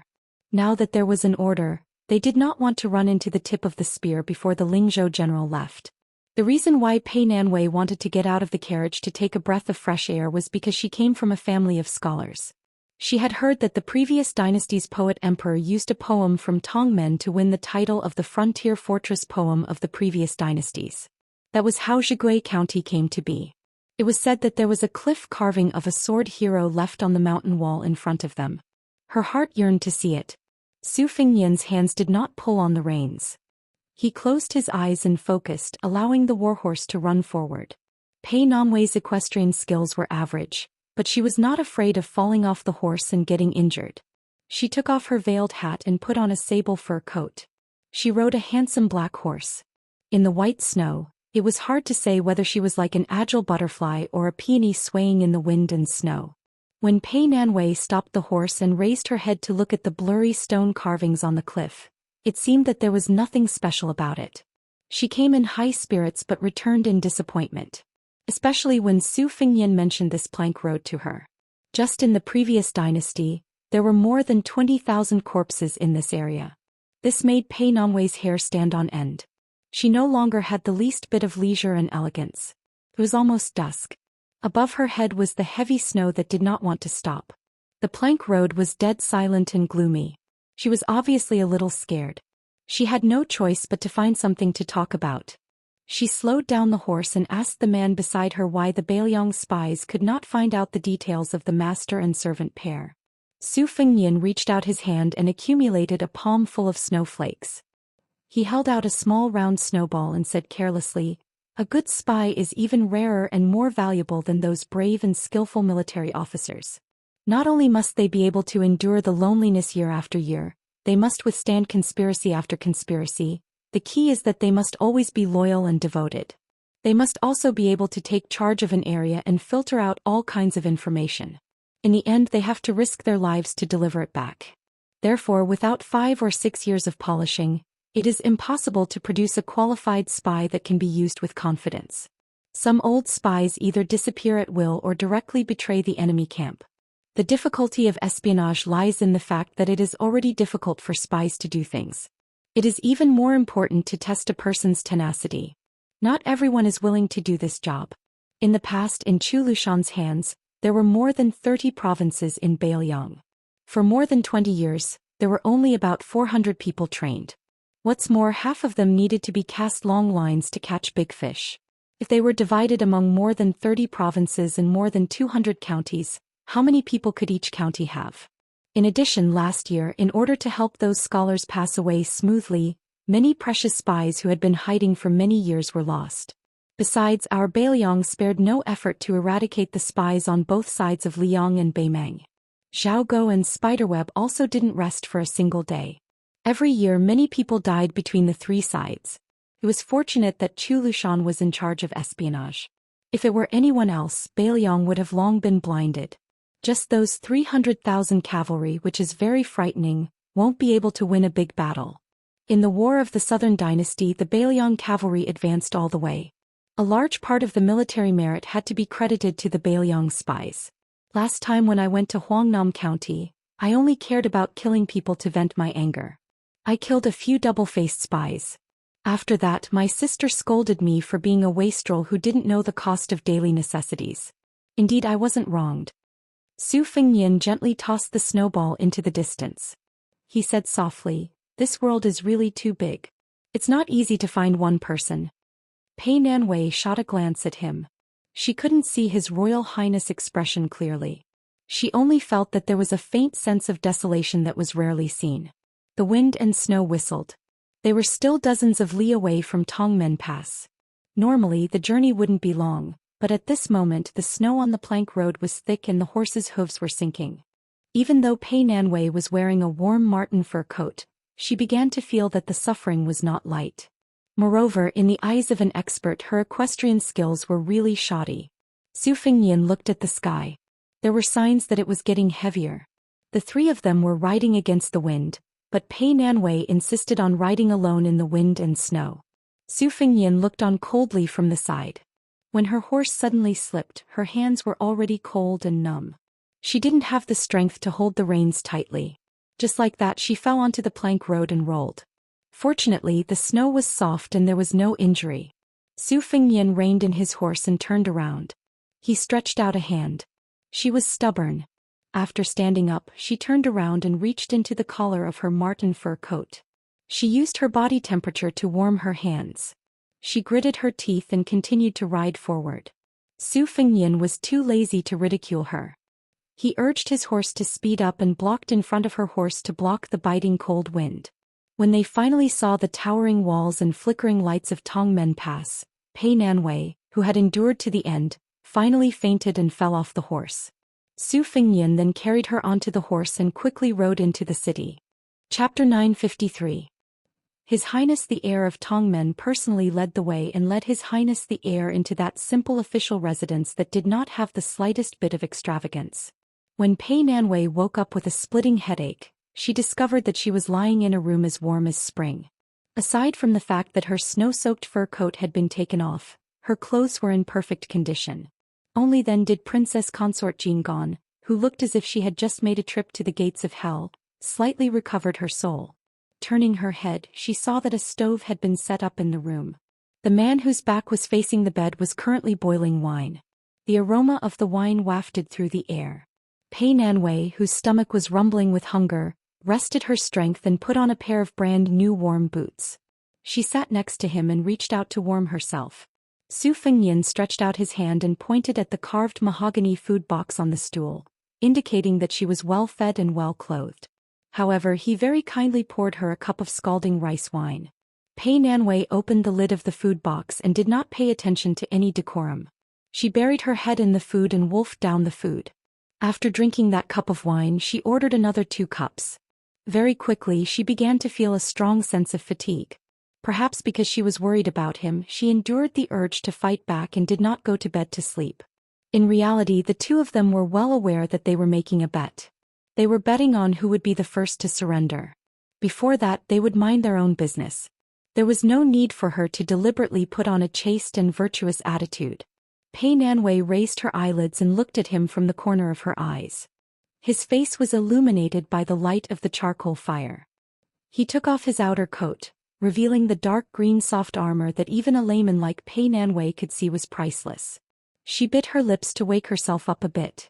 Her voice was hoarse as she asked, "Why do you want to practice the blade?" Su Fengnian was slightly distracted. He then shook his head and said in a flat voice, "I told you for fun. If I told you that I wanted to be a hero who would help others when I saw injustice, you would definitely not believe me. If I say it's to save my life, you're going to say that I don't know how lucky I am and that I'm pretending to be sick." Pei Nanwei poured herself a cup of wine, but she did not drink it all in one gulp like before. Instead, she placed the warm wine cup against her cheek and said with a smile, "Regarding your original intention of practicing the blade, I believe in the former more." She finally had the mood to chat, but Su Fengnian's mood was bleak. He said indifferently, "We still have to hurry on with the journey tomorrow morning. You sleep. Don't worry, I'll go out when I'm done." Pei Nanwei frowned her naturally charming brows, but still went to lie down on the bed. She held on to the corner of the blanket with both hands. She didn't hear any movement for a long time, so she turned around and looked at the back of the figure in the room. Not long after, he used a pair of tongs to stir up some ash and covered it with the charcoal so that it would burn slower. Then he got up and quietly left the room. Su Fengnian came to the top of the wall of Tongmen Pass. Su Yanbing and Wei Shaking were standing far away. They were sensible enough not to disturb him. The snow continued to fall for an entire night. At the first glimmer of dawn, the green hills turned white. A rider and a servant entered Jigui County without any obstructions. Ever since they entered the borders of Bailiang and intimidated a few squads of government troops that were as insignificant as ants, it was as if they had entered a no-man's land. The retainer with the strength of the Vajra realm couldn't help but ask, "Young master, is this Bailiang heir so scared that he's hiding? Does he really think that everything will be fine just because he's hanging a no-war sign?" The handsome young master who was gently patting his palm with a folding fan was enjoying the snowy scenery along the way. He mocked, "Yuzhang, oh Yuzhang. You really think with your butt. Back then Han Diaosi didn't kill you. Was it because he thought you'd dirty his hands? The robust retainer chuckled softly and didn't dare to talk back. The young master opened and closed the peach blossom beauty folding fan in his hand. He smiled and said, "His Royal Highness won't be so cowardly as to avoid the sharp edge. However, this young master really doesn't put him in my eyes. I still want to experience White Bear Yuan Zhuozong's left-handed saber. Everyone only knows that Yuan Baixiong is the world champion in horse combat, but they don't know that he had once sparred with Gu Jiantang. After that, he switched to using his left hand to practice his saber, thinking of getting back at our General Gu someday. However, it's not easy for this young master to meet Yuan Baixiong, the commander of the cavalry. No matter how useless the Bailiang cavalry in Lingzhou is, they still can't be underestimated. Let's see how big of a welcoming party Su Fengyan can put up. Yuzhong, if it's just a small fight with a few hundred cavalry, I'll leave it to you. Remember, it's okay to break an arm or a leg, but don't kill anyone." The Vajra realm servant twisted his neck and it cracked like a string of soybeans. He nodded and smiled sinisterly. "If His Royal Highness is stingy and uses 300 to 400 cavalry to fool you, no matter how thick the formation is, it won't be able to withstand a few attacks from me." The young master didn't wear a saber on his waist. Instead, he used a long vermilion rope to tie the famous saber. The other end of the rope was tied to his wrist, and he just hung it on the side of the horse's belly, swaying. Yuzhong glanced at the saber and there was some fear in his eyes. This thing was a heavy weapon that was on par with the world's #1 talisman saber, South Flower.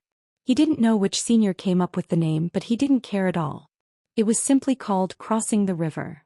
Yuzhong was a famous figure in the Devil sect. 60 years ago, a few sky devils went to the devil-slaying platform to challenge the great immortal of Mount Longhu, Qi Xianzhu. In the end, not only did they fail to divide the world, but they were also slaughtered. Since then, Zhulu Mountain has been in decline. Yuzhong, as an outer mountain disciple of the Devil sect, could barely be considered a first-class master. Especially after reaching the first rank, Yuzhong became complacent. He refused the recruitment of the last remaining Duke of Mount Zhulu, and did not enter the mountain to be conferred the title of Marquis. Instead, he led a group of people to revolt, calling himself the leader of the Devil sect. He set off a bloody storm in the martial arts world, but before he could make a name for himself in Jianghu, he was stopped by a big eunuch in a bright red robe. This human cat came alone, and except for him, everyone else was skinned and had their tendons pulled out. If Han Diaoxi hadn't spared his life to find out the secret location of Mount Zhulu, he would have died a long time ago. However, after Mount Zhulu no longer invited him to enter the mountain, Yuzhong was like a rat on the street. He was always on tenterhooks, afraid that this human cat would treat him like a piece of trash and kill him.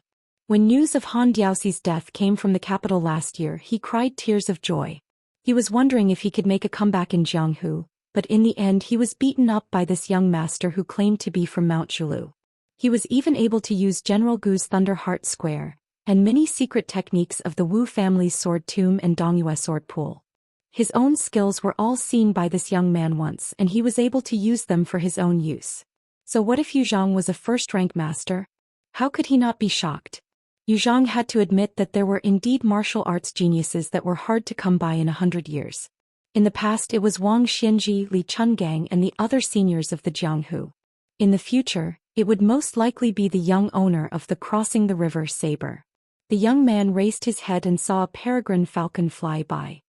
He smiled charmingly and said to himself, "It's a bit slow." Chapter 954. Peregrine falcons constantly flew above the master and servant.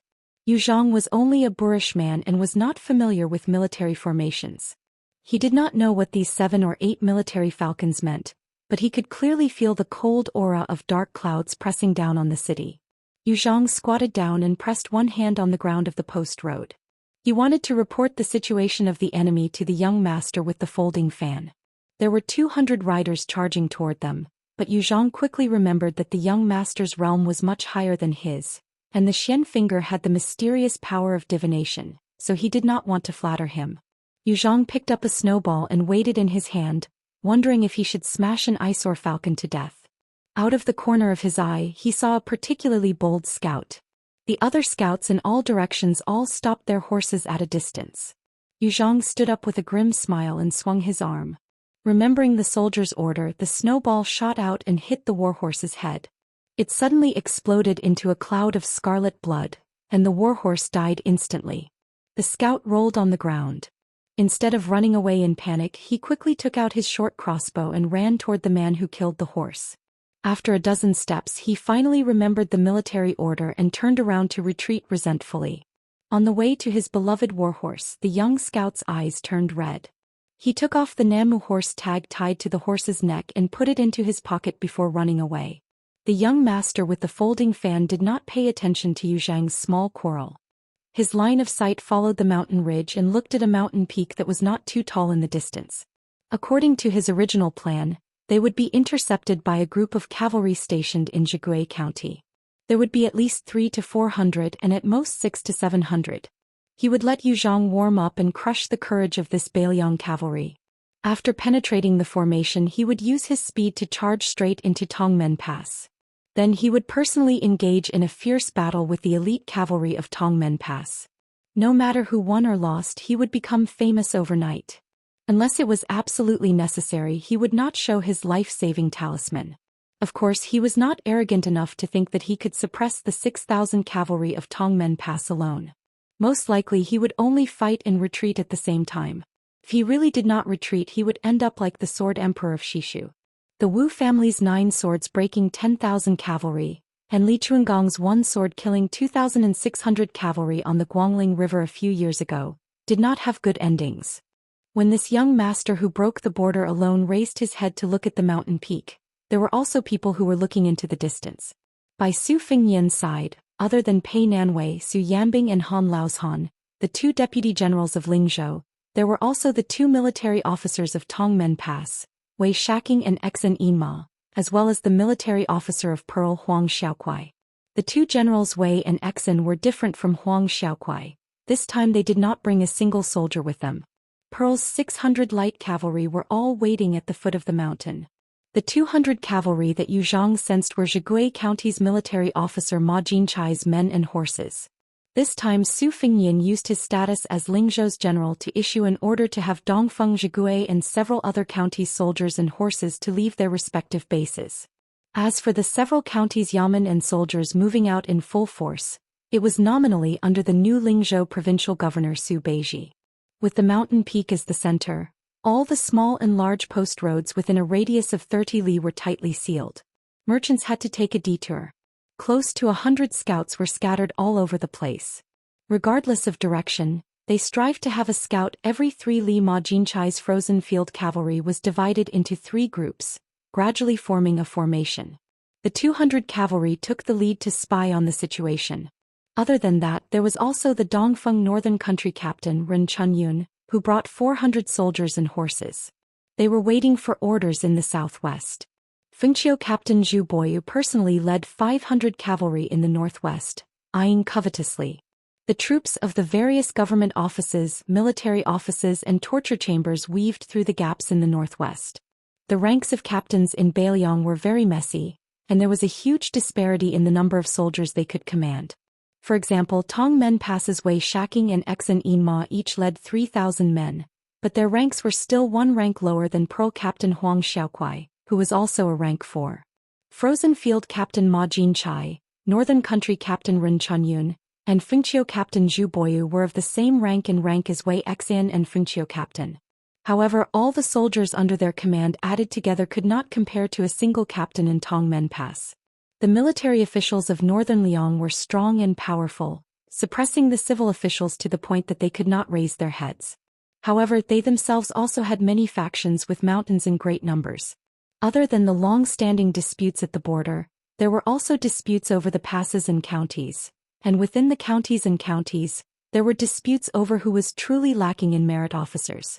Being caught in it was like falling into a spider's web. The slightest movement would affect the entire body, causing a shock and rebound. When Su Fingyan was trying to clean up the officialdom in Lingzhou, he was not looked upon favorably because of this. Han Laozhan raised a jujube with spear named Xiaoman's shoulder, and laughed softly.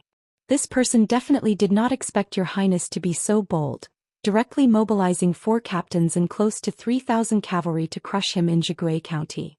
You did not give him a chance to go to Tongmen Pass, much less enter Lingzhou to steal his reputation.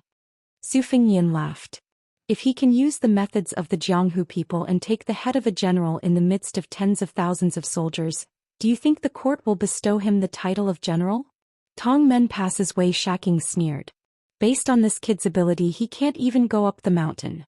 I heard that this fellow is very tender and has the appearance of a beautiful woman. Brother Xan, you have a variety of taste. When your highness has tied him up, why don't you ask your highness to bring him back to Tongmen Pass to be a concubine? Tongmen Pass's Captain Xen Yinma, who had a feminine appearance, was mocked by Old Wei. He did not retort and said softly, I do have such an idea, but how would I dare to act on my own and ruin your highness's plan? Old Wei, since you're interested in drinking horses, why don't you give me your little son and we'll become in-laws? In the future I'll call you father-in-law. It doesn't matter if I'm 1 generation younger than you. Chapter 955. Wei Shaking, who had been checkmated, was so angry that he kicked Lieutenant Xian's horse in the stomach and cursed. He and Xen Yima came from different mountains in the Bailiang army. Wei Shaking was a general who was close to the general, while Xen Yima had moved through various armies. He had held a military position under Zhong Honggu, Chen Jibao and other old Bailiang giants. Later on he was involved with the infantry commander Yan Wenluan. Now Xen Yima could be considered half a member of the Yan family. However, he had gotten along well with Wei Shaking in Tongmen Pass these years. Inside the pass they had schemed and plotted against each other. It was true that they had to support the 3,000 soldiers under each of them who were crying piteously for officials, money and military equipment. They could not tolerate their noble character and unquestionable integrity, but they had always maintained unity with the outside world. Everyone knew that Lieutenant Xian liked men. He did not care much about the matter of accumulating wealth and family property. If an old commander wanted to show filial piety to Xen Yinma, he would spend a lot of money to buy a well-trained young master from Jiangnan and send him to the Xian manor. This was more useful than anything else. Fortunately, the king of Bailiang had never been a harsh and merciless master. He had never made a fuss about these dirty things that did not affect Bailiang's military and politics. Xen Yinma glanced at the young man who had already left his post as Lingzhou's general. After hearing the conversation between him and Wei Shaking, he turned a deaf ear. His smiling face was still the same. He looked down at the courier road at the foot of the mountain and slowly said, It's starting. Xen Yinma focused and straightened his back to look into the distance. Ma Jinchai's 200 riders had already charged toward the master and servant pair. Xen Yinma had always looked down on Lieutenant Dong Yi and Ma Jinchai's soldiers. In his opinion, the 3 legs of these soldiers were all weak. It was said that circling around to block the retreat path should have been Lieutenant Zhu Boyu's military mission. Ma Jinchai had shamelessly begged His Highness for this good job of achieving military merit. Furthermore, she did not care about the established military order to keep a distance from the master and servant. Instead, she initiated the charge on her own. It was clear that she believed the pair of Jianghu ruffians were easy to bully. As long as she captured the 2, she would not be afraid of His Highness's punishment afterwards. As for whether or not she would become enemies with Huang Xiaokuai, who was isolated in Lingzhou, Ma Jinchai, who had a marriage relationship with Commander Yan's relative, would not care. Fan fan. The young master fanned himself and closed his eyes to rest. Behind him he could hear the sound of horse hooves. There was no such thing as the rumor of 100 Bailiang cavalry being able to shake the heavens. He had already experienced General Gu Jiantong's skill in managing an army when he was at the eastern border of Ji province. He had once been pursued by 600 Gu Jiantong's cavalry across a vast plain for a long time. That was the true definition of a powerful army. If the Bailiang cavalry was only at the level of 200 cavalry behind him, then the Bailiang cavalry would be a huge joke. Even such a force of 2,000 could be defeated by the 600 Gu Jiantang cavalry. Without needing his master's signal, Lu Zhang turned around to face the 200 embroidered pillows. Taking a deep breath, the tip of his foot rubbed against the cold and hard ground of the relay station, instantly creating a pit. His figure floated out of the pit, the short crossbow sprinkling a black rain that didn't hurt or itch. In the eyes of an expert, it was somewhat comical. Although Lu Zhang looked aggressive, he was actually still 60 to 70 zhang away. Ma Jinchai, who was at the bottom of the 200 cavalry, didn't feel anything wrong. There were more than a dozen brightly armored cavalry escorting her. Among them there was actually a charming and petite retainer wearing a gorgeous light armor. She was clearly a woman with a graceful figure. It turned out that in addition to snatching the credit, Ma Jinchai also wanted to show off his commanding skills in front of the doting beauty. However, Ma Jinchai's expression changed drastically. She saw that the 200 riders were only focused on charging forward, but that Jianghu man's speed was far faster than a warhorse's. The second wave of crossbows splashed down on his head, but it could not be said that they missed. It was just that the man did not even bother to reach out his hand to block the crossbow bolts, allowing them to hit his body. Like a reed pole hitting iron or stone, the crossbow bolts broke off and slid down. He did not give the riders a chance to continue playing. He had already come face to face with the 3 riders in the lead. The 3 riders were shocked and immediately threw away their crossbows. They hurriedly raised their spears and rushed into the gap between 2 galloping riders. Yu Zhang jumped high, his body flattened, punched his horse and kicked it. The rider on the left that was closest to the outside was also affected. The 2 war horses were stacked on top of each other and were thrown out of the relay station. The warhorse on the right was even smashed 50 to 60 zhang away by the man's fist. It crashed to the ground with a loud bang, causing snow to fly everywhere like willow catkins. Yu Zhang's expression changed drastically. 2 warhorses were stacked on top of each other and were thrown out of the relay station. The warhorse on the right was even smashed 50 to 60 zhang away by the man's fist. Following that, the 3 riders were clearly terrified and wanted to avoid the man's unstoppable momentum. However, they did not have time to do so. One of the riders was quite skilled in horsemanship. In desperation, a violent temperament emerged and he directly urged his horse to crash into the boorish man of Jianghu. Ma Chaowei had already announced that whoever could kill this bandit would be rewarded with 600 taels of silver and a promotion of 3 ranks. Lu Zhang jumped lightly and raised his elbow to smash the horse's head. A tall horse that was charging forward was actually knocked down by the elbow. The rider who was charging forward also took the opportunity to stab the intrepid Lu Zhang in the chest with his spear. However, before he could be pleasantly surprised, he felt a piercing pain from the web between his thumb and index finger. The spear slipped out of his hand. Lu Zhang grabbed the spear with one hand and grabbed the rider's collar with the other, throwing him high into the air like he was grabbing a chick. Then he flicked his wrist and raised the spear. His figure retreated backwards and caught up with the 2 riders who had luckily brushed past him. He then placed the spear horizontally and blocked their path. The 2 warhorses collided with the spear and were actually unable to move forward. The few rows of riders behind them pushed their spears against each other. The charging formation from before was instantly disrupted. Lu Zhang infused internal energy into the spear with both hands and laughed as he stepped forward.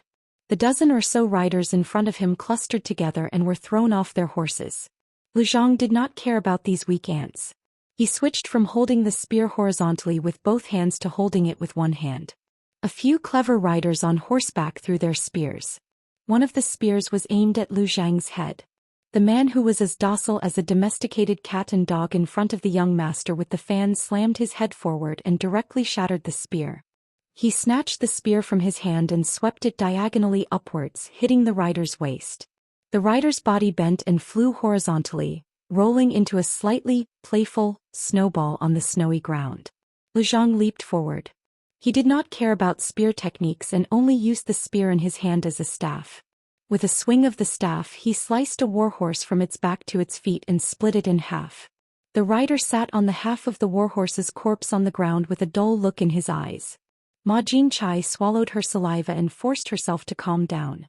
She did not look at her beloved concubine's pale face and muttered to herself, "This bastard is fierce. We can slowly retreat and then kill him with a sudden thrust." Then Colonel Ma Jinchai turned her horse around and ran away like a wisp of smoke. On the mountaintop, Su Fengnian turned his head and smiled at Wei Shaking and Exanin Ma. "It seems like our Colonel Ma has welcomed a good start to the new year." Then he looked at the sneering Colonel Pearl and said in a flat tone, "Huang Shaokai, Ma Jinchai did not want to compete with you for military merits.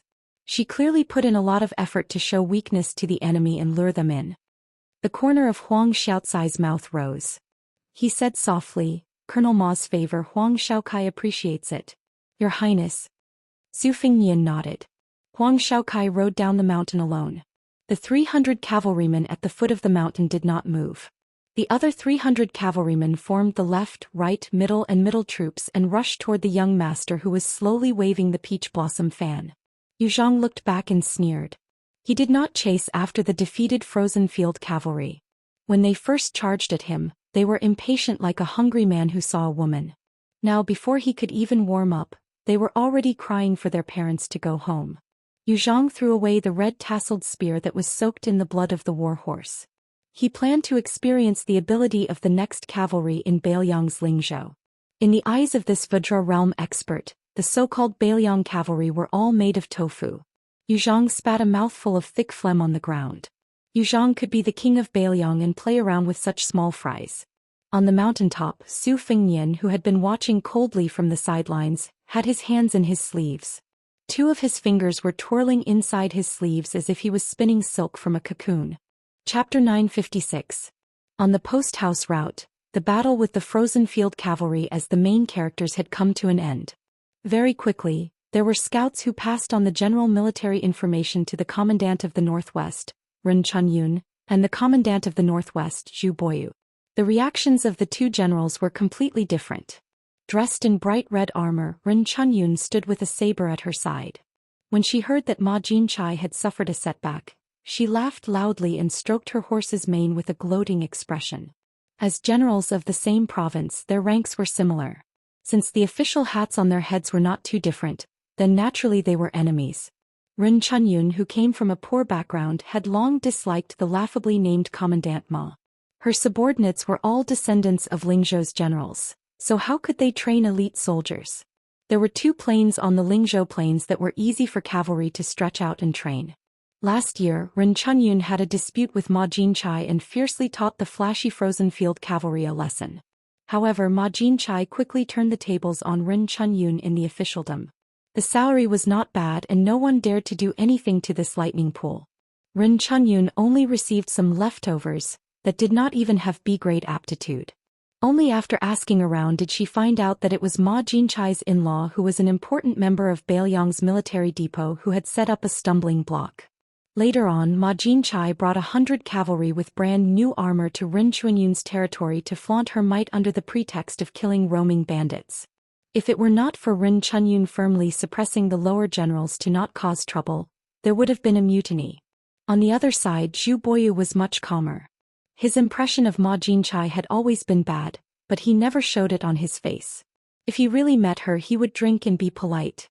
Therefore, the Wind Coat cavalry got along quite well with Ma Jinchai and the other young masters. The main reason was that Zhu Boyu was also a military official who had come out of a general's manor. His father's generation had fought side by side, and there was a life and death relationship as a foundation. However, although Zhu Boyu had never been to the battlefield at the border and his achievements were rather thin, he was one of the few Bailiang youths who could calm down and manage the army. These years he held real power and was often mocked by many surplus generals who had returned to Lingzhou with military achievements. This made Zhu Boyu more willing to get along with Ma Jinchai and the others. After all, the fake friendship and toasting was better than those old seniors who did not have any descendants who would show off their seniority the moment they met. Right now, Zhu Boyu was worried that His Royal Highness, who had not started a killing spree in the Lingzhou officialdom, would use this chance to make an example out of Ma Jinchai and drag him down. Why would His Royal Highness care if a Wind Coat cavalry without any military achievements was clean and honest or was in cahoots with Ma Jinchai? Zhu Boyu, who had the misfortune of being born with a baby face, sat high on the back of a horse. His war horse was only AB grade.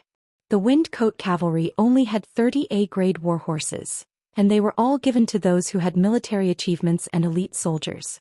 Zhu Boyu waved his hand and let the scout, who did not need to report based on the rules of the Wind Coat cavalry, return to investigate. Zhu Boyu, who was wearing normal armor, let out a breath of air.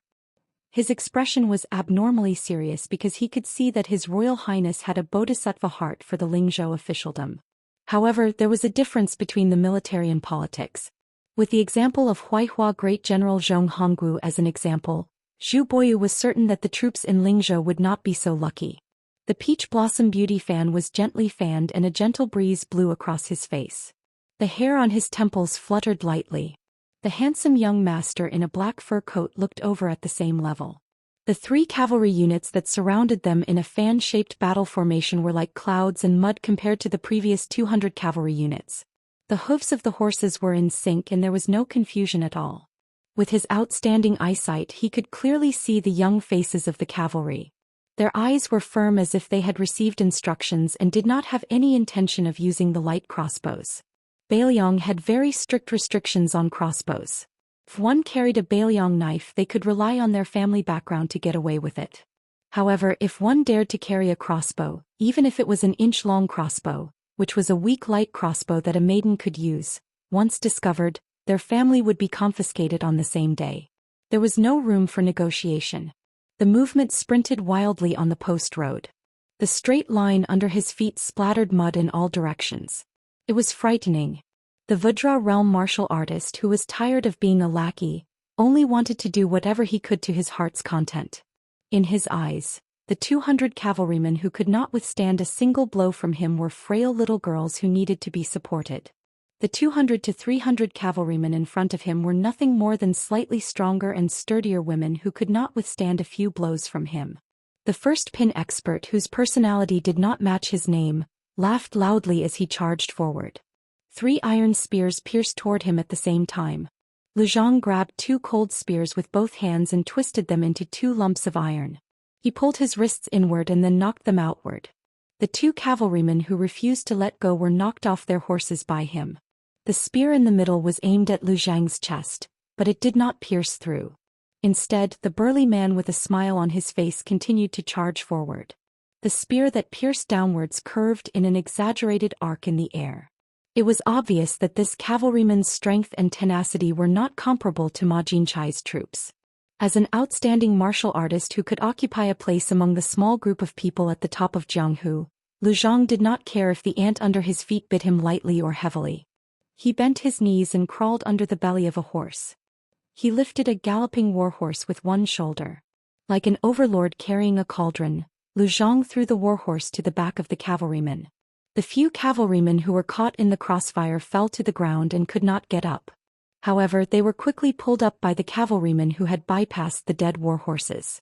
2 of their comrades rode on the same horse and fiercely thrust their spears at Lu Zhang, who was completely invulnerable. Lu Zhang, who was finally somewhat interested, laughed wildly. He suddenly rose from the ground and stepped on a cavalryman's head. Then he took advantage of the situation and moved left and right, stepping on the cavalrymen and warhorses one by one. In an instant, more than a dozen cavalrymen had completely lost their ability to fight. Lu Zhang seemed to be still not satisfied. After landing on the ground he was too lazy to attack. He only focused on charging forward. Wherever he went the warhorses' bones were broken and they died after violent collisions. Chapter 957. The cavalry formation was quickly penetrated by Yu Zhang, but Yu Zhang did not stay idle. The cavalry on the left saw the situation and did not charge recklessly under the command of their leader. Instead they continued to lead the cavalry and threw their spears one after another. Most of the spears that pierced Yu Zhang's body either slipped or fell on the road, while some that did not pierce Yu Zhang were nailed into the frozen ground. Yu Zhang wanted to tease Bailiang and let them see his Vajra physique, so he stood still. After the spear forest, the cavalry on the right followed up with a rain of arrows. Yu Zhang's body was completely unharmed except for his tattered clothes. Although Yu Zhang seemed to be careless, he was in fact silently accumulating strength, trying to climb to the peak in one go before the battle. It was not that he could not continue to tease a group of rats, but it was better to be safe than sorry. If there was a martial arts master hidden in the cavalry and he attacked when Yu Zhang's chi was weakened, although he would not be defeated if he lost even a little bit of face, who knew if the vicious young master behind him would vent his anger on him when he was bored. Serving this young master was more tiring than serving his ancestors. His heart was filled with hatred. If he could have a higher realm than that handsome young man, Lu Zhang, who had always scoffed at famous scholars, would not mind changing his taste. But Yu Zhang knew very well that this kind of ruthless revenge, which made him feel comfortable, was not something he could count on in this life. Unless that person was suddenly beaten to the ground by an immortal, then he would have the chance to kick him when he was down. However, the northern Liang path had already produced the old god of swords Li Chungang, and Qin Zhibao had already defected to the capital. Only the junior brother of the spear immortal Wang Xiao and Yuan Zuozong, who was the commander of the border cavalry, were left. Could these two top masters still join hands and appear here?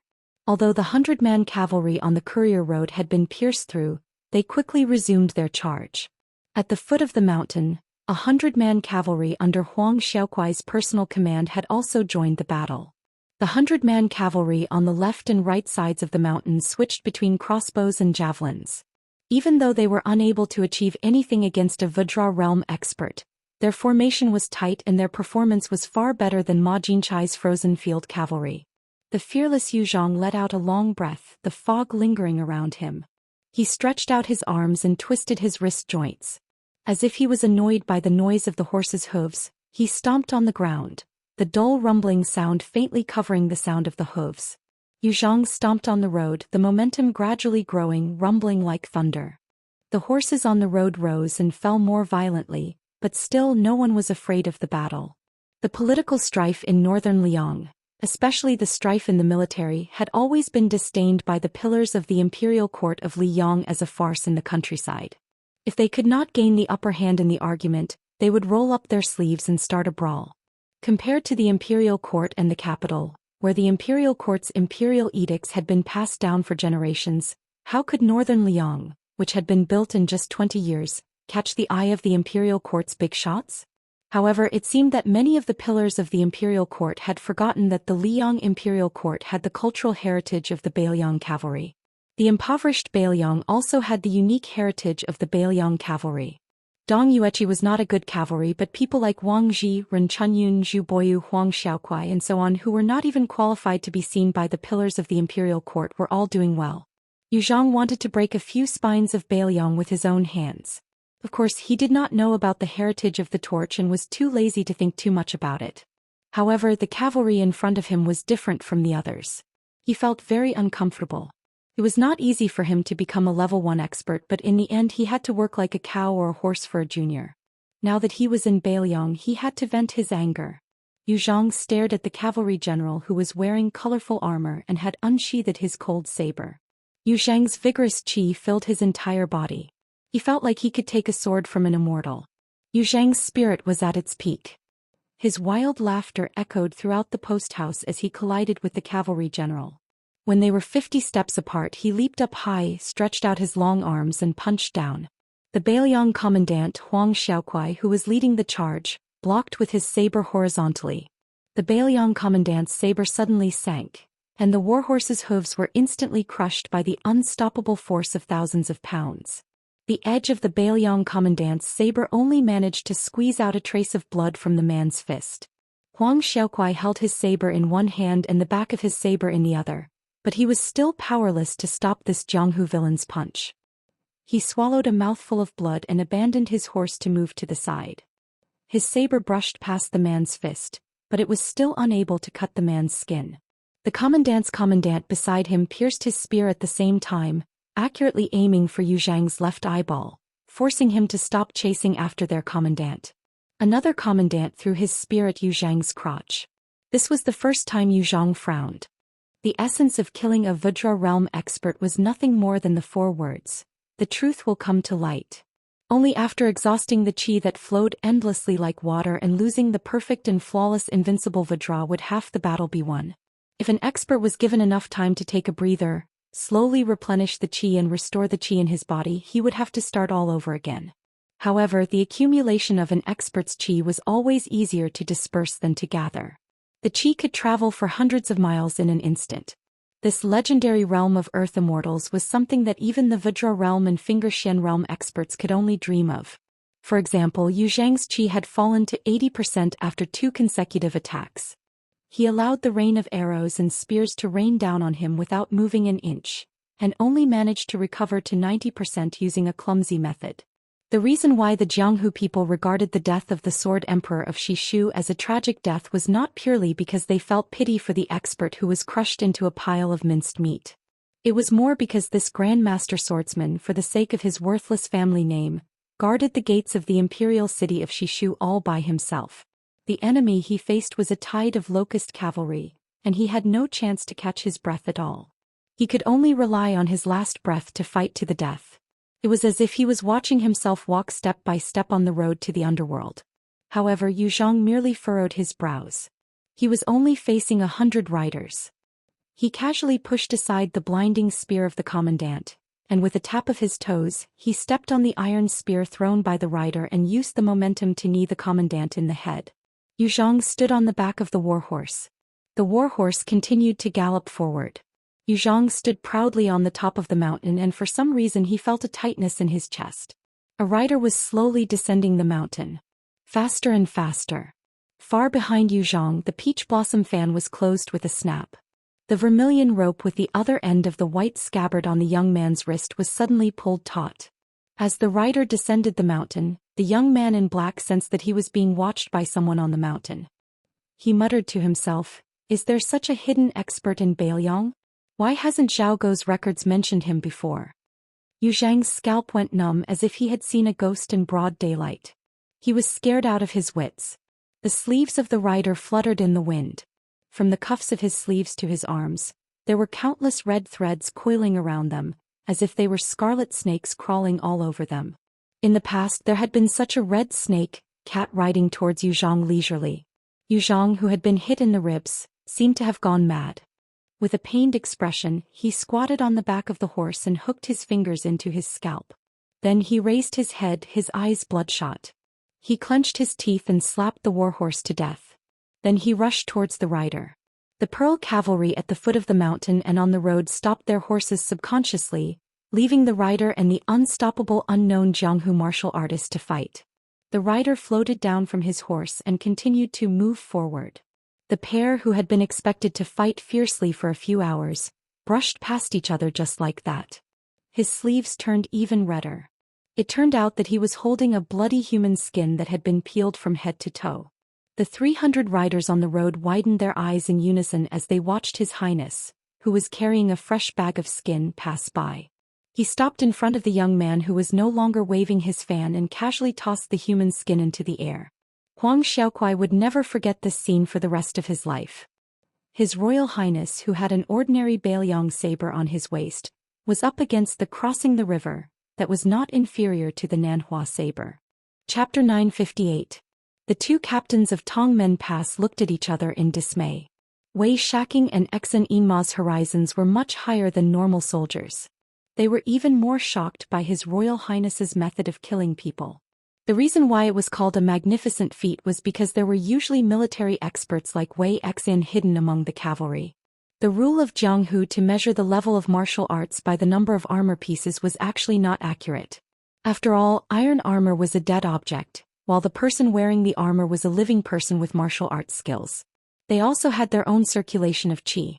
Wei Shaking glanced at Lingzhou's Deputy General Su Yanbing from the corner of his eyes. This retainer of the King of Bailiang, who was carrying an iron spear without tassels, had urged his horse to take a few steps forward. He looked at the post house in the distance. There were a few strands of light purple flowing light moving around the tip of his spear. On the other hand, the other Deputy General Han Laoshan, who was always beside them, seemed to be somewhat surprised. He shook the reins of his horse and urged his horse to come to the side of his fellow disciple, Su Yanbing. He asked softly, "What's going on?" Han Laoshan, the mysterious finger, saw clearly what happened on the post house. However, this spear Immortal Wang Xiu's junior martial brother was curious as to how His Royal Highness did it. The Jianghu man with the physique of the first stage Vajra realm charged directly at His Royal Highness. In the end, His Royal Highness took a punch head-on. His Royal Highness took the opportunity to let the scarlet snake crawl onto the man's body, like snow melting into the surface of the blazing fire in the furnace. The reason why the Vajra realm was called the unbreakable Vajra realm was because the qi in the body and the physique were tempered. The two merged together seamlessly. His Royal Highness's sleeves were densely covered with scarlet snake-shaped red ropes. In an instant, they blocked the acupoints of the first-stage martial artist's body. In addition, the man did not care about anything else. Not only did he hope to use brute force to break free from the scarlet snake, he also wanted to crush the scarlet snake in one go. The qi in his body, which could be said to be at its peak, was like adding firewood to the furnace. Due to the qi acupoints being blocked, the toughness of the red ropes was far beyond imagination. As a result, the furnace was on the verge of collapse, unable to withstand the boiling water. When the martial artist was on the verge of death and still failed to kill the enemy who was close to him, he finally realized that his chi and physique had been forcibly separated. Finally, he regained some clarity. However, by the time he came to his senses, it was already too late to stop. Before the martial artist died, he indeed had some courage that made Han Laosan take notice of him. He risked his life and finally smashed out with both fists, one on His Royal Highness's chest and the other on his middle dantian. Even Han Laosan admitted that he could not be as steady as His Royal Highness. It could be said that the overly conceited martial artist had killed himself. However, His Royal Highness's red ropes and the two supernatural powers that made the fists disappear like clay oxen in the sea were the real key.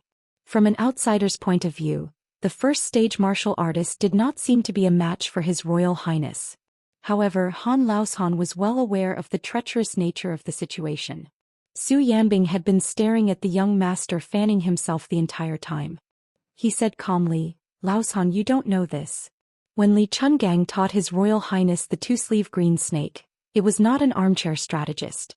Instead, he actually smashed hundreds of two-sleeve green snakes into His Royal Highness's body, giving His Royal Highness the opportunity to comprehend the essence of the path of the sword on his own. His Royal Highness once told me that at that time, other than learning the sword, he also wanted to polish the great yellow court that the Wudong sect leader had instilled in him. Using His Royal Highness's words, using the two-sleeve green snake to beat himself was not some stone from another mountain to polish jade, but to use the jade of another mountain to polish the stone was somewhat of a reckless waste of natural resources. Later, His Royal Highness had the only remaining great yellow court golden lotus seedling pulled out by the celestial phenomenon expert Lu Haoshi. However, Lu Haoshi had indeed pulled out the seedling's tendons and lotus leaves, but the pond where the purple gold lotus was cultivated and nurtured was still there. Most importantly, the roots were still there. His Royal Highness said that with his internal energy alone, no matter how hard he cultivated, he would not be able to make the decaying roots grow again. It was only after he had lost the Great Yellow Court that he learned of the old sect leader Wang Zhongluo's gift. The Great Yellow Court cultivation that was close to the celestial phenomenon level of internal energy was secondary. The unremarkable pond was the most precious. It was like a lotus pond. The scene of the lotus spreading across the surface of the water was very beautiful. However, without the pond, there would be no way to talk about the scene of the lotus growing out of the mud without being tainted. Therefore, on this trip he once again used the stupid method of using a stone from another mountain to polish jade. He used the shady business of using an external force to stir up the muddy water in the pond.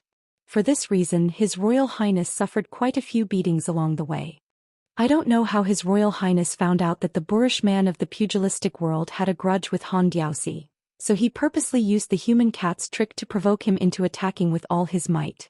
The fiercer the attacks of a first-grade martial artist, the more beneficial it is for His Royal Highness. As for why His Royal Highness is so proficient in skinning the human cat, I don't know either. Han Laosan lamented, although it is beneficial to one's cultivation, every punch is on the flesh. Moreover, it is the final struggle of a Vajra realm expert. It is not easy to hit him. Su Yanbing smiled and said, to His Royal Highness he is already used to it and calls it a common occurrence. Moreover, no matter how painful it is still better than the two-sleeved green snake that the old god of swords, Li Chungang, casually threw out back then. Wei Shaking moved closer and asked cautiously, General Su, is the pugilistic world expert who died in the hands of His Royal Highness really a first-grade expert? Su Yanbing nodded and said with a calm expression, how many experts have died in the hands of His Royal Highness? Wei Shaking secretly swallowed his saliva and didn't dare to say another word. Han Laosan asked, then His Royal Highness is going to have another battle with that self-proclaimed romantic young man? Su Yanbing shook his head and said slowly, among the 4 realms of the first grade, only the Vajra realm is suitable for tempering one's physique. Any higher and it is very likely that the gains will not make up for the losses. That young man is already at the Finger Mystery realm. Laosan, you are also at the Finger Mystery realm. You should know that the Finger Mystery realm of a pugilistic martial artist is vastly different from the first-grade Finger Mystery realm of a Taoist Jinren.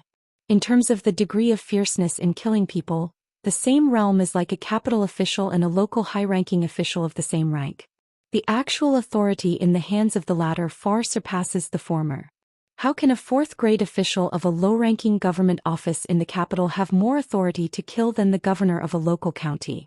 Among the 4 realms, the Finger Mystery Realm is neither high nor low, but it has the most number of secret techniques. Unless it is an earthly immortal or a celestial phenomenon realm expert, no one would dare to say that they can win against an unfamiliar Finger Mystery Realm expert.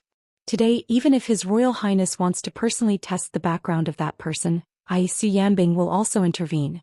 The Su Fengnian of Jianghu can take the risk, but His Royal Highness of Beiliang can't. Han Laoshan smiled and said, "That's good. Otherwise, if that guy is really killed by His Royal Highness, those military officers won't have anything to do. We can't let these officials come here and eat the northwest wind." On the post road. Chapter 959. Putting away his folding fan, the young master who had his crossing the river knife pulled on the reins and lightly dodged the bloody human skin. Indifferent to the movement's sudden death, he smiled and said, "Han Xianxia can kill celestial phenomenon with one finger. It's not unusual for a second class to kill a first class." He saw that Su Fengnian was expressionless and didn't seem to be interested in talking to him, so he was happy to talk to himself. "But that's not surprising, but it's very surprising that you're proficient in the art of skinning human cats. I just don't know if you know the last 2 realms of scraping bones and pulling out tendons."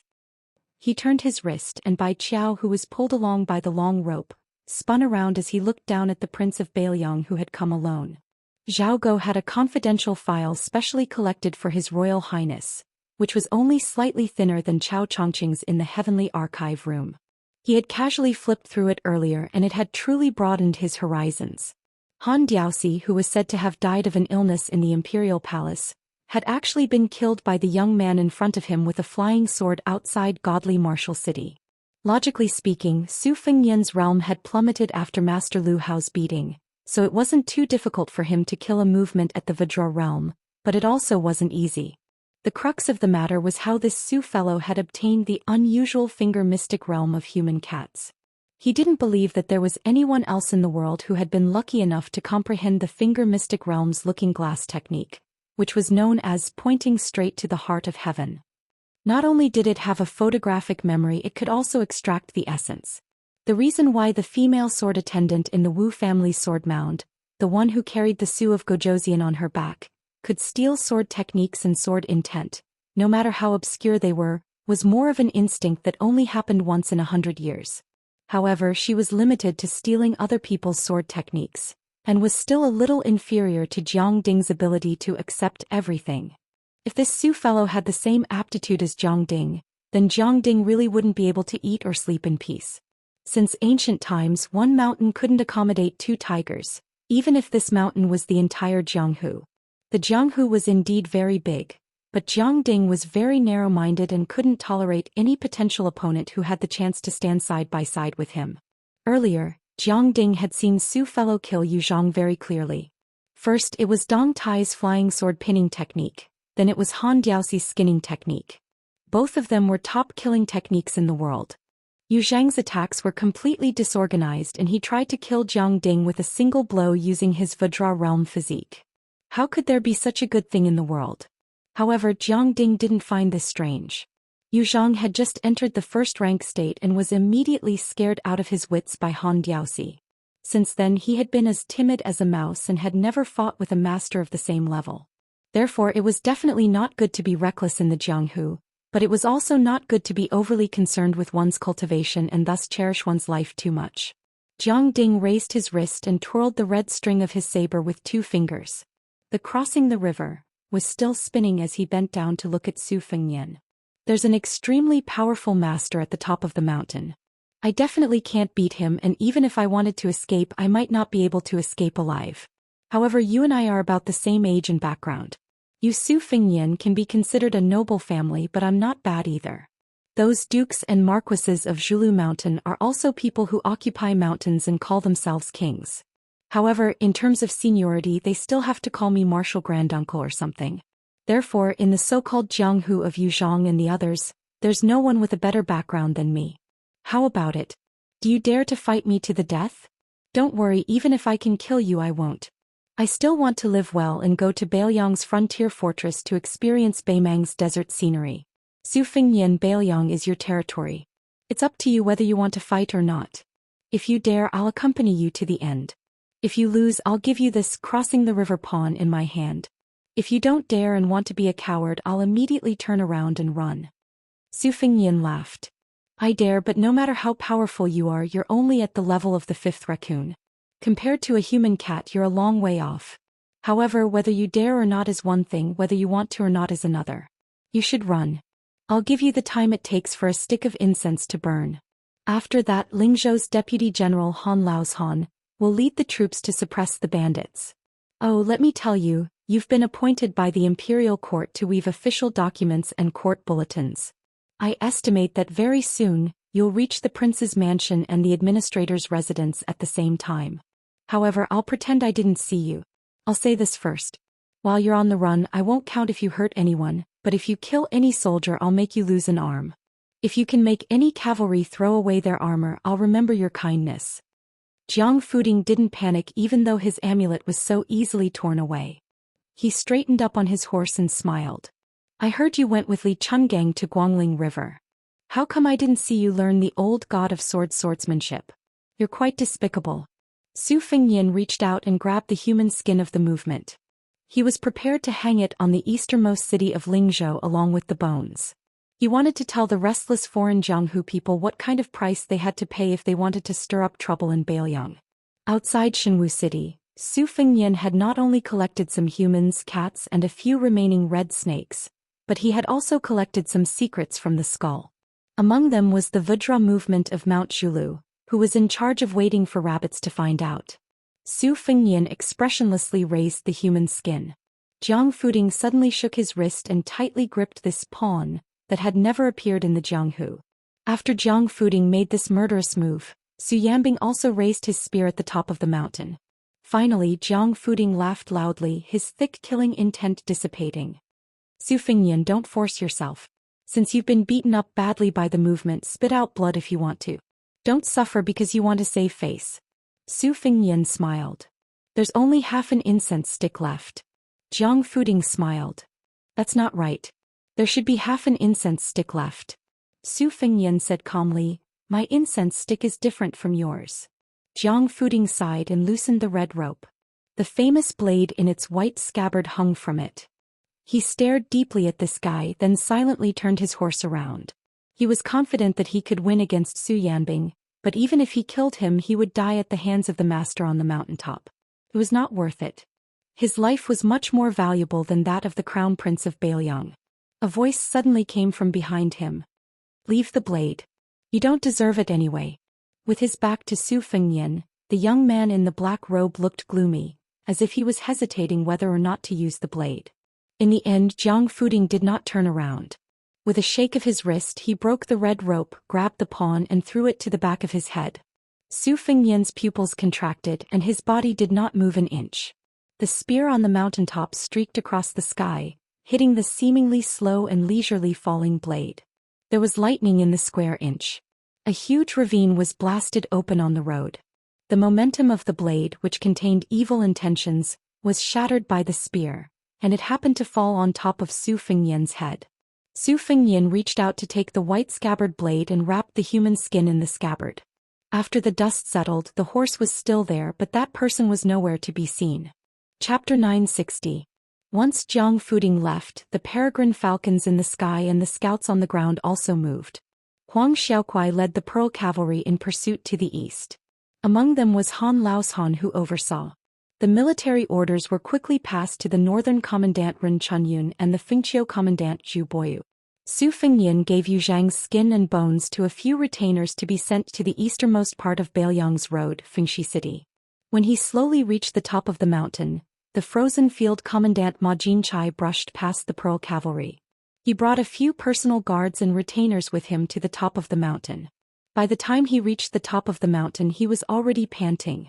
Seeing His Royal Highness, who had a blade at his waist and a blade in his hand, about to enter the carriage, he quickly dismounted and knelt to beg for forgiveness. Based on Ma Jinchai's past personality, if His Royal Highness had not killed one person and driven the other away, and if the master and servant had not tried to kill him, he would have been too lazy to go up and be scolded. He would have just left the mess to his family's elders to deal with. His Ma family, from his grandfather's generation to his father's generation, all had military achievements. They were all old generals who had contributed greatly to the Su family. He, Ma Jinchai, did not believe that His Highness would remove him from his commandant position to the end. Even if His Highness was so unreasonable with Ma Jinchai's in-laws with Bailiang's military chief, Yan Wenluan, was there a need to be afraid that he would not be able to make a comeback? However, Ma Jinchai knew that in this encirclement his frozen field cavalry was at a disadvantage.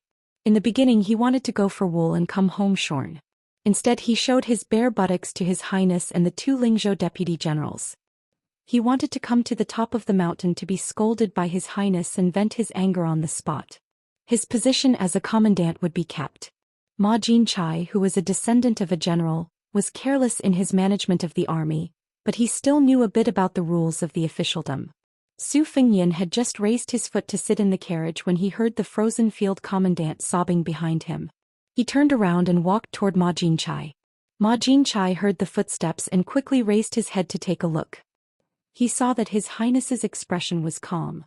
He had heard many rumors about His Highness, so he was not sure about His Highness's temperament. Fortunately, he did not directly reveal his anger. This made Ma Jinchai feel a bit more at ease. He thought that their Ma family indeed had some reputation. Even His Highness had to be careful and not vent his anger on Ma Jinchai. Just as Ma Jinchai thought that he had escaped a disaster, Su Fengyan stepped on Ma Jinchai's fat head. Half of his head smashed into the ground and he fainted on the spot. The three retainers followed the commandant and knelt on the ground. They were dumbstruck from fright. They immediately lowered their gazes and stared at the ground. Their hearts rose and fell. Then they quickly heard the ruthless His Royal Highness say coldly, "Carry this piece of trash away. When he wakes up, tell him that the frozen field cavalry has been disbanded. Including the three of you, 600 people will be recorded and will never be employed in the Bailiang army again. If you want to join the army again, you have to use your father's military achievements to offset it. If you don't want to, then be a good-for-nothing son of Lingzhou for the rest of your life. If you commit a crime in the future, you will all be heavily punished. Don't blame me for not reminding you. Right now Ma Jinchai is just like you." Wei Shaking and Xen Yinma, who had stayed at the top of the mountain, quietly looked at each other. They both realized that the other party could not laugh. Previously, all of the generals in Lingzhou, big and small, were laughing at the civil officials of Lingzhou, including Li Gongda. Now the tables had turned. It seemed like the civil officials had a chance to gloat over the general's misfortune. Fortunately, the two commandants of Tongmen Pass had always been aloof from the Lingzhou officialdom. They had always been considered by Bailiang as his trusted aides. Otherwise, the two of them would probably have a good time eating a pot of hard liquor. The generals of the same province did not have good days. Wei Shaking and Xen Yinma, who held elite troops, could not help but feel a bit of sympathy. Su Fengyan stepped on Ma Jinchai and knocked her out. He then turned to Wei Shaking and Xen Yinma and cupped his fists with a smile. "I'll have to trouble the two of you to guard Tongmen Pass. In the future, when Bailiang restructures, you might have to call Commandant Wei and Commandant Xian in terms of official titles. However, the ranks will not change. Furthermore, Tongmen Pass is an important location, so the salaries of the generals will also be increased. If you need superior warhorses and military equipment, you can directly ask me." The two commandants immediately knelt down to thank him. Not lowering their ranks meant that they would not touch Tongmen Pass. Furthermore, His Highness' verbal promise was real.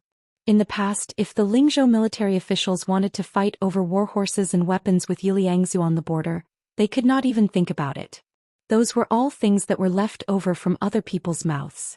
For example, Wei Shaking and Xen Yinma would occasionally meet up and drink with their colleagues who had returned home after taking leave. Even if they faced those commandants of lower ranks, they still felt inferior. Looking at the situation, His Royal Highness had recently promoted the new Lingzhou provincial governor and His Highness. It was clear that he was telling Bailiang that he did not like Lingzhou's officialdom. However, it seemed that he would only place more importance on Lingzhou's military town. This made Wei Shaking and Xen Yinma, who hoped to continue climbing the ranks, extremely happy. Su Fengyan purposely left things blank, allowing the two commandants to chew on the aftertaste. Sitting in the carriage, it was still Su Yanbing who acted as the coachman to chase after that Jiang Fuding.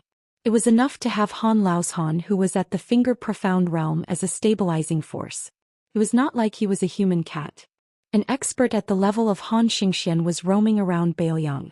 There was no need for him to use Su Yanbing, who had a chance of winning against Hong Jingyan, as a butcher's knife to kill a chicken.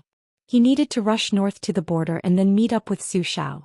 Pei Nanwei saw that Su Fengyan had an additional white scabbard long saber in his hand and was a little curious. Back then, when she was outside, she did not see the scene on the road in detail. Through the rough conversation between the two Lingzhou deputy generals and the two commandants, she knew that after he went down the mountain he killed that seemingly unstoppable first-rank Vajra realm expert. Regarding this, Pei Nanwei was not that surprised. Back then, this young man brought 200 cavalry and confronted the old king of Jing and Zhao Heng's 1,000 cavalry. He even dared to raise his spear and kill people in front of the formation. Pei Nanwei shifted her position and sat in a corner. She placed the saber on her knees and blood seeped out of her 7 orifices. It seemed like it was not easy for him to kill people just now. He waited until there was no one around before revealing his weakness. Pei Nanwei smiled. Was she actually laughing at herself for not being human? However, Su Fengyan mistook it as mocking him. He glanced at her coldly. Pei Nanwei did not mind and asked, "Why don't you go and beat the dog that is down?" Chapter 961. Su Fengyan had only pulled out the river crossing pond by 2 inches, but the interior of the carriage was already filled with a sense of honor. Even Pei Nanwei could not help but take a few more glances. When Su Fengyan unsheathed the river crossing pawn, Pei Nanwei felt a chill seeping into her skin. She could not help but wrap her arms around her chest to resist the chill. Probably because he noticed his sorry state from the blade that was as clear as a mirror, Su Fengyan used his sleeve to wipe the blood off his face and tapped the middle of the blade with a finger. Unexpectedly, the river crossing pawn did not tilt up like other heavy weapons. Instead, the blade rippled, quietly eliminating the vibrations caused by Su Fengyan's finger tapping. In the eyes of outsiders, the river-crossing pawn looked like an extremely arrogant and beautiful woman, unmoved by all the flattery of men. When Su Fengyan mentioned the river-crossing pawn, it was almost in front of his eyes. Only then did he realize that the blade was engraved with complicated and obscure talisman cloud patterns, like the rolling clouds, full of vitality. The eye-opening Su Fengyan could not help but sigh. This blade is alive. Pei Nanwei was really sarcastic this time. She laughed and asked, "Is there still an object in this world that can move His Royal Highness?" Su Fengyan did not turn his head. He stared at the enchanting scenery floating on the blade and calmly said, "Aren't there 2 in the carriage?" The river-crossing pawn was one, and the other was naturally her, Pei Nanwei. Pei Nanwei sneered, "This little girl is really honored." Su Fengyan put the blade back into its sheath and laughed. "You're a little girl? You're a woman in your early 30s. If you got married and had children in the countryside, you might have become a grandmother by now." These words, when placed in the Jianghu where men and women fought against each other, were no different from the killing power of a sword immortal.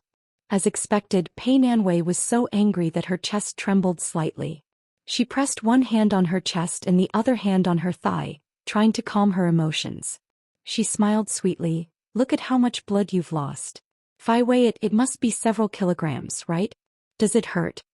Su Fengyan, who was leaning against the carriage, did not say anything. He stretched out 2 fingers and pinched her thigh. Pei Nanwei's eyebrows knitted together, but she did not make a sound.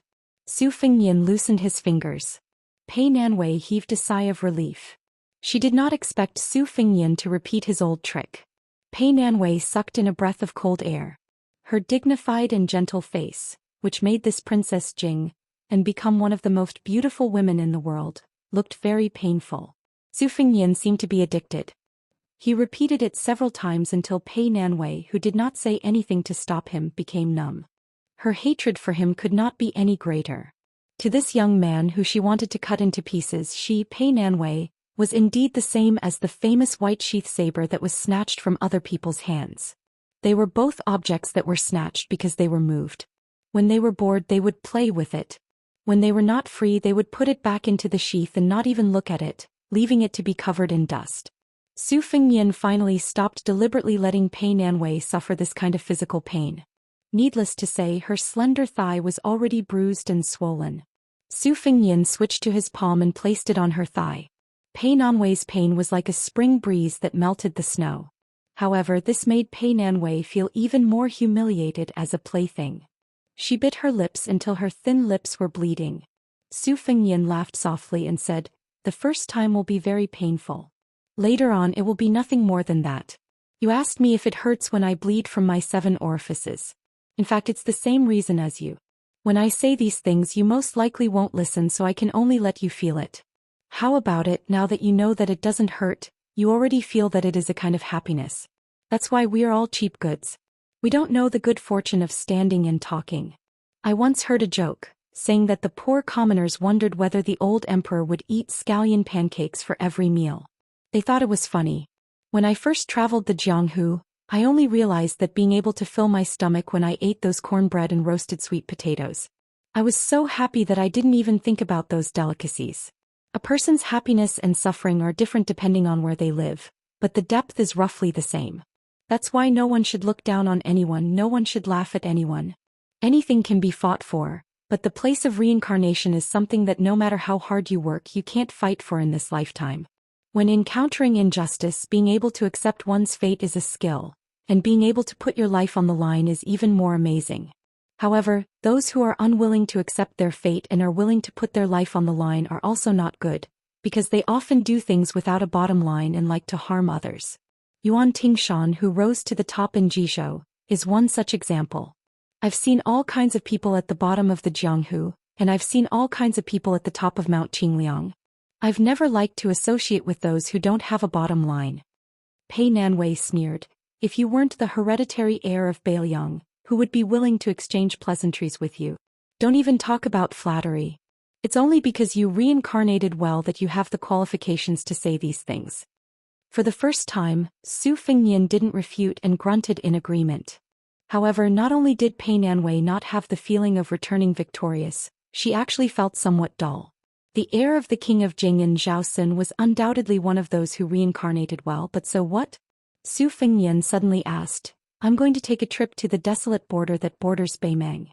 Do you want to see the desert scenery? I've been to Beimang before and I've seen the clouds fall with my own eyes. It's like the sky and the earth are aligned. It's really not bad." Seeing this, one's state of mind can also be a bit more open. In the northernmost part of Yuzhou, there's also a mountain called Rooster Crow.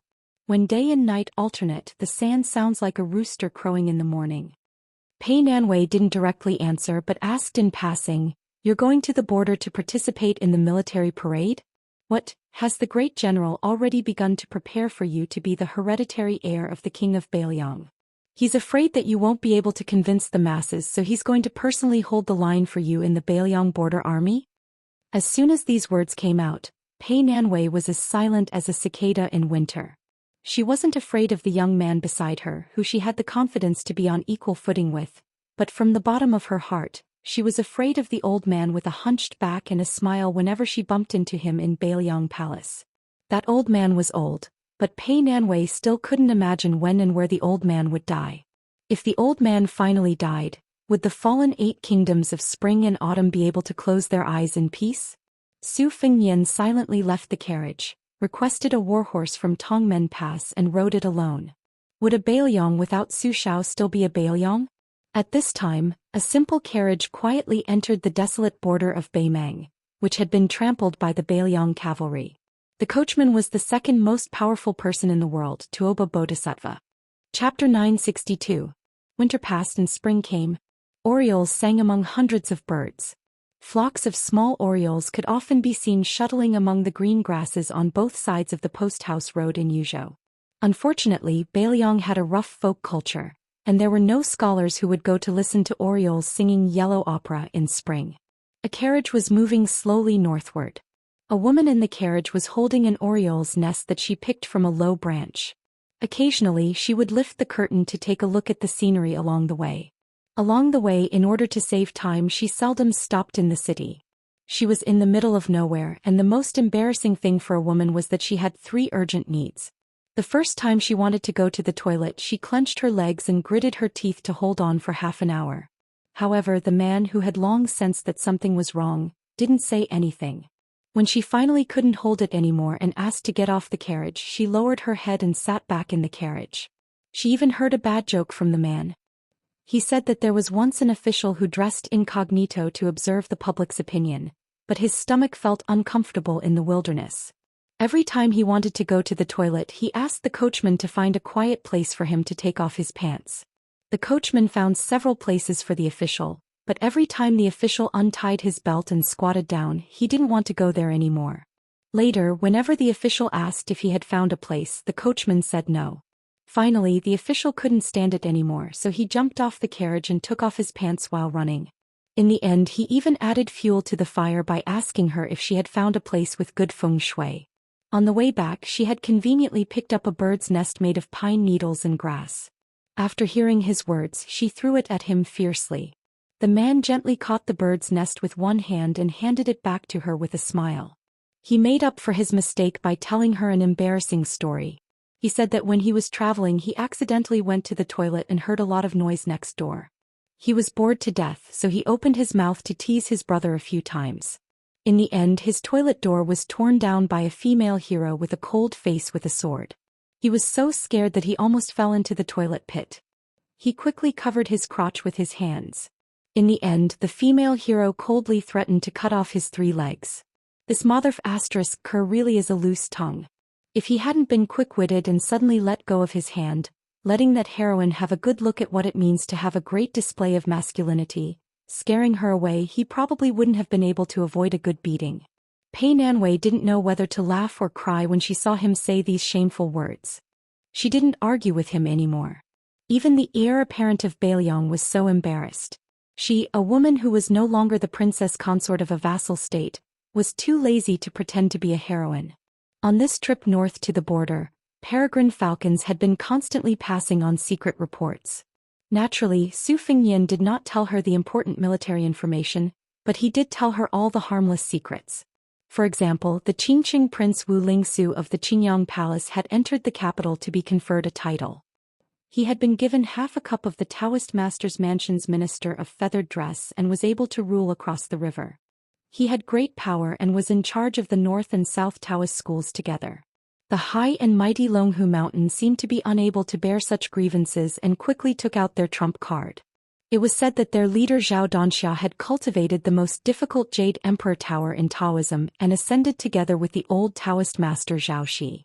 Then the imperial court immediately allowed Prime Minister Qingxi Zhao Danping in the capital to be the leader of the Southern Taoist sect.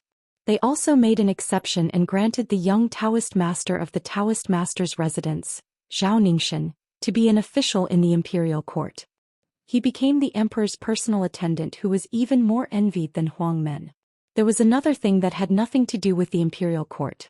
It was purely a matter of Jianghu people. The nameless old swordsman who was addicted to eating swords finally made a move. However, it wasn't Wang Xianji of the martial emperor city who did it himself.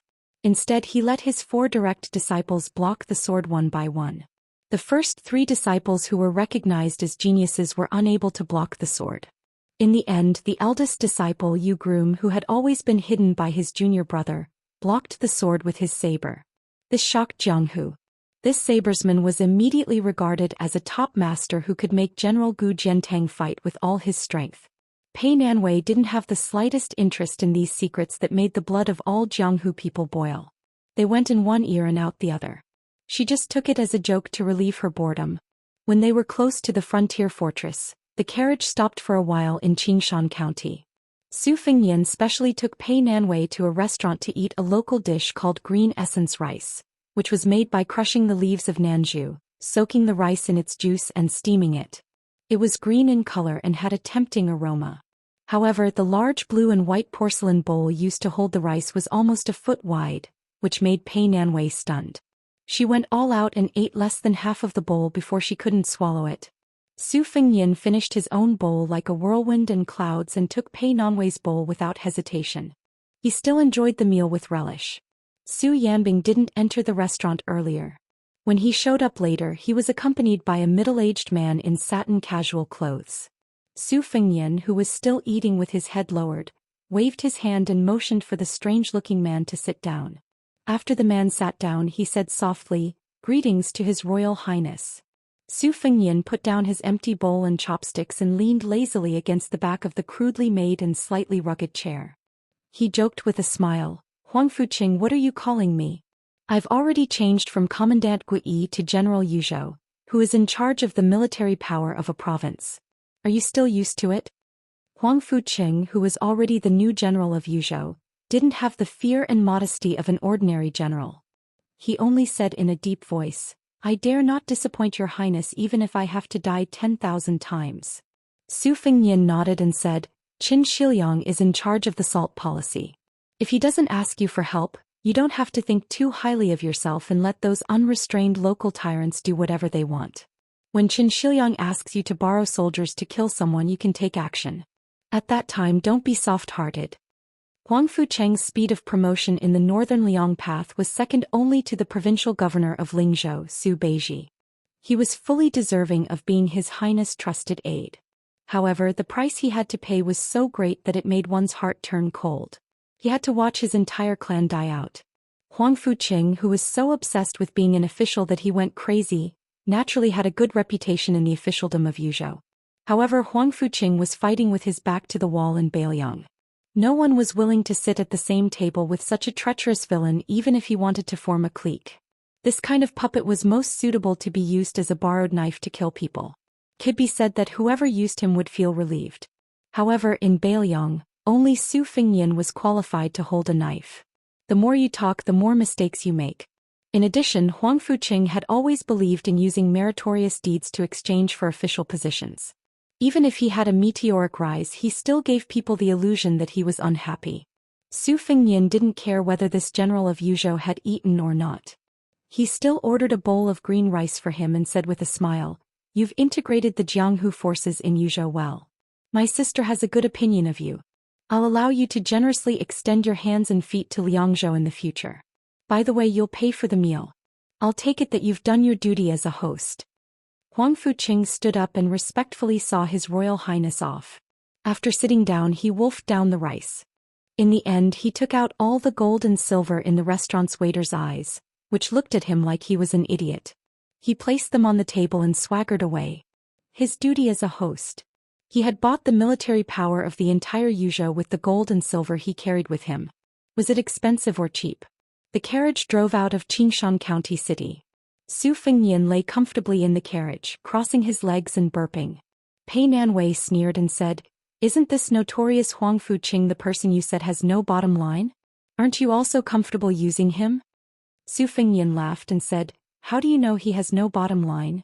Huang Fuqing and even Chu Lushan are actually not as simple as the outside world thinks. Naturally, they have nothing to do with good people. But when it comes to whether they have a bottom line or not, in my opinion, they have a much higher bottom line than those talkative and famous scholars who keep saying that they are worried about the country and the people while having sex with prostitutes. Those who regard themselves too much as human beings will easily not regard others as human beings. Those who do not regard themselves as human beings will, on the contrary, leave a little bit of a pure heart.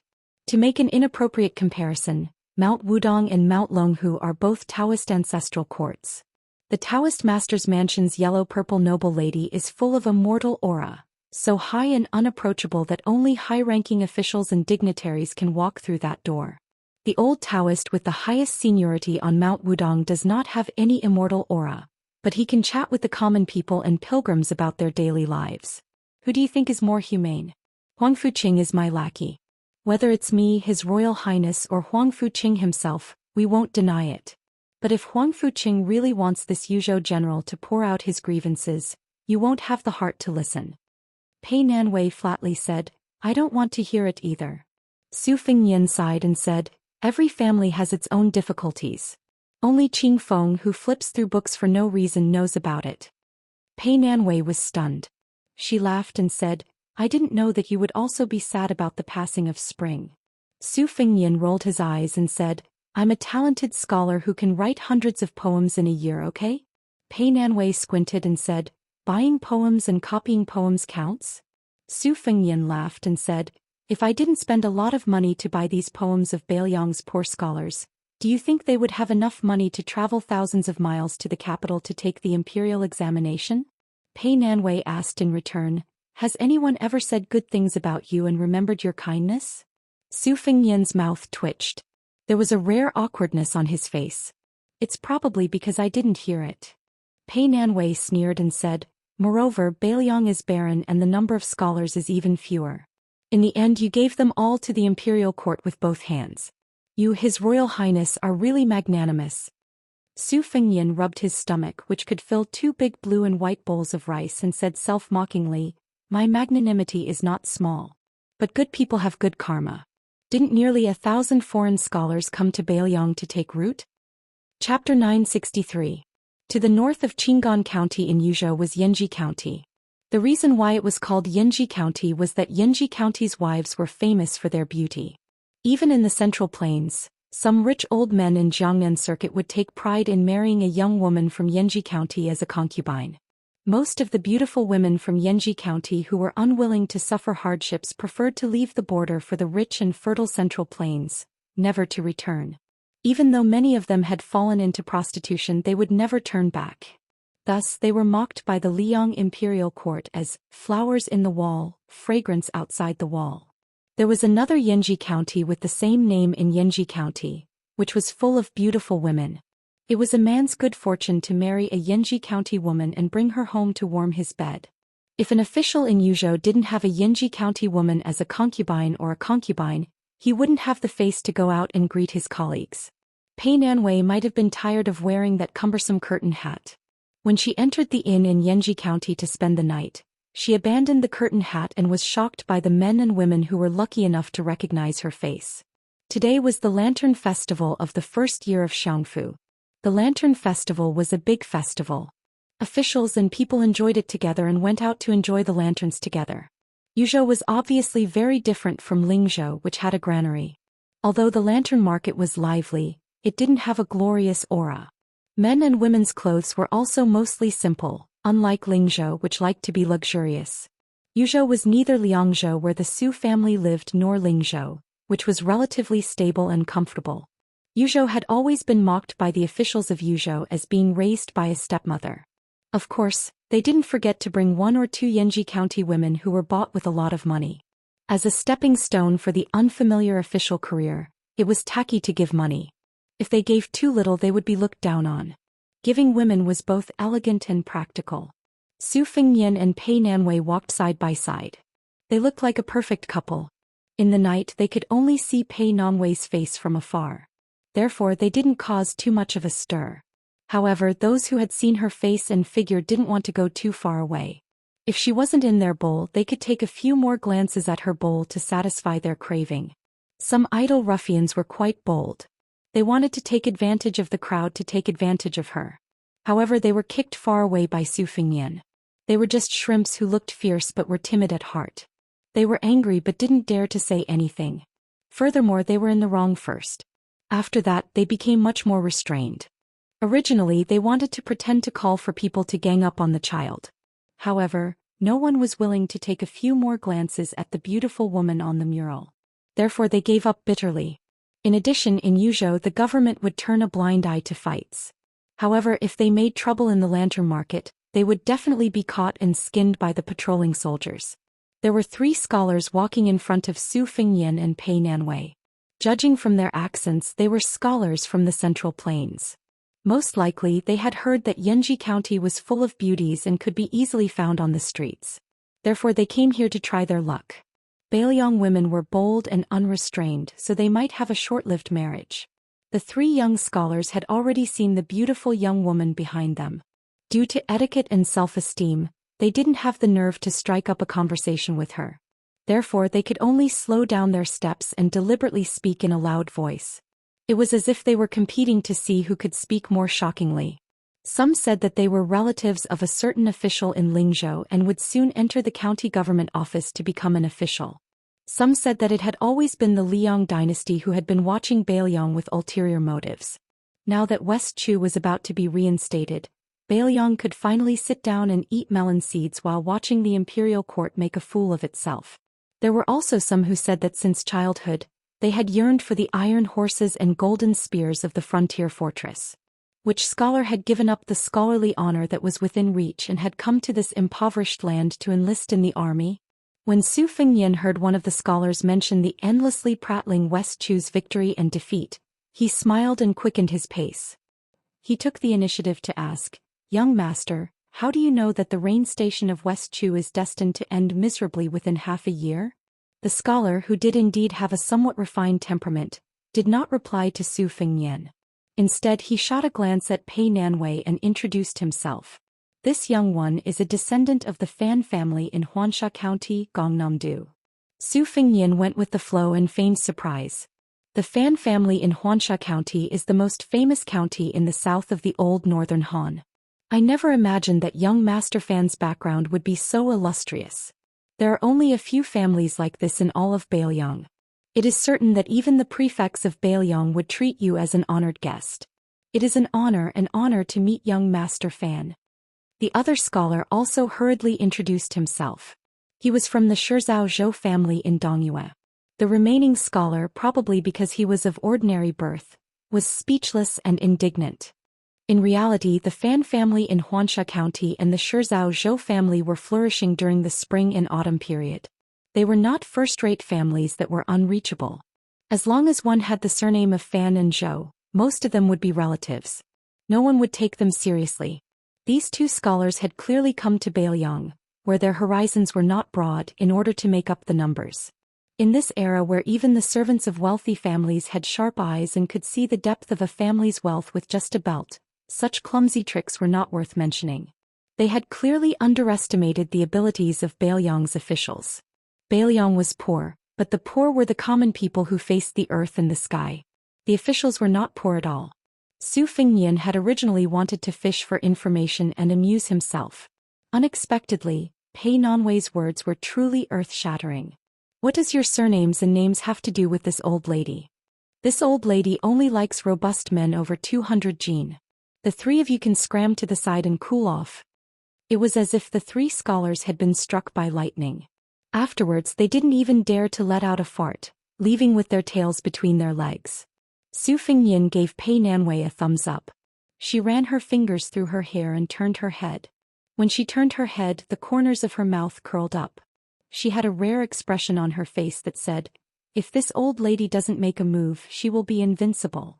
Su Fengnian touched the pot that didn't boil. He clicked his tongue and praised, "Bailiang is really a place with good feng shui. Sister Pei has also been infected with heroic spirit." Pei Nanwei scowled coldly.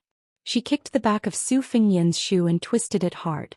Su Fengnian was amenable to coaxing but not coercion, let alone pain. He muttered to himself, "It's only been half a year? Chao Chongqing and Sun Shiji, two great remnants of West Chu, working together shouldn't be so useless, right?" Pei Nanwei said coldly, "A lot of people will die." Su Fengnian's eyes were ice cold. He said slowly, "Yes, a lot of people will die. But you also have to know that there are so many people in West Chu who have shaved their hair and fled to Zen. They don't hesitate to shut themselves in cellars and escape into the mountains to become wild elders. They've lost their minds and are patrolling the city in the middle of the night, shouting that everyone is a ghost. They're all living a life worse than death. This group of wandering ghosts who can't forget the West Chu dynasty can't wait to drag their families down with them. You don't even know how to evaluate such foolishly loyal remnants." Pei Nanwei said hatefully, "If they want to die a worthy death, no one can stop them. But don't implicate the innocent people who just want to live a peaceful life and have a good night's sleep." Su Fengnian said with a smile, "In the past, I always felt that you were lifeless, like a female ghost in human skin who haunts ancient temples deep in the mountains. Only today do I know that you can still speak human language. Why don't you stay in Yanji County? Maybe you'll become a living person in the future. When you miss the reeds by Tide Hark Lake, you can go back and take a look." Pei Nanwei said without hesitation, "Okay." Su Fengnian was momentarily absent-minded. He seemed to have said these words to others before. However, Su Fengnian quickly recovered and nodded with a smile. "Then I'll have to show off my status as the heir. I'll ask the governor of Yanji County to arrange a private residence for you where no one will disturb you." Su Fengnian asked for directions and arrived at the governor's mansion. Unfortunately, the governor had also brought a large group of family members to enjoy themselves with the common people. The gatekeeper, who had trained a pair of discerning eyes, saw that Su Fengnian had an extraordinary aura and had him sit in a small room by the side door. After waiting for 4 whole hours, even the gatekeeper was somewhat impressed by the young man's patience. During this time, the gatekeeper solicitously inquired about his well-being and served him tea. Naturally, this was because Su Fengnian had taken advantage of the beauty Pei Nongwei's reputation. Governor Hong Shandong rubbed his eyes as he returned in high spirits. He had never set foot in Bailiang Palace in his life and didn't recognize the young master. However, he recognized the retainer, who could only stand. It was the general's personal bodyguard, Su Yanbing. One year, when the general was patrolling the border, he passed by Yinji County. Hong Shandong was fortunate enough to meet him once. This person was actually qualified to eat and drink with the general. His memory was especially vivid. The Su Yanbing had to stand, then who was the young man sitting and drinking tea? Hong Shandong wasn't an idiot. He immediately collected his thoughts and waved his sleeves. With a plop, he knelt on the ground and paid his respects to His Royal Highness who had come to his humble abode. The large group of Hong family descendants crowded outside the small room widened their eyes. The older ones knew the ways of the world and were somewhat fearful. The younger ones' clean eyes were filled with childlike curiosity. Although the threshold of the governor's mansion wasn't low, the highest position received by the governor was only the previous general of Yuzhou. How high was His Royal Highness's position? When this young man put on the yellow official robe and became the king of Bailiang, everyone in Liang would know how high his position was. Hong Shandong didn't have the courage to look at Pei Nanwei from beginning to end. After knowing that this woman with no clear status would live in Yinji County, he was surprised but not happy. He didn't mind enshrining her like a female bodhisattva. This was what he should do.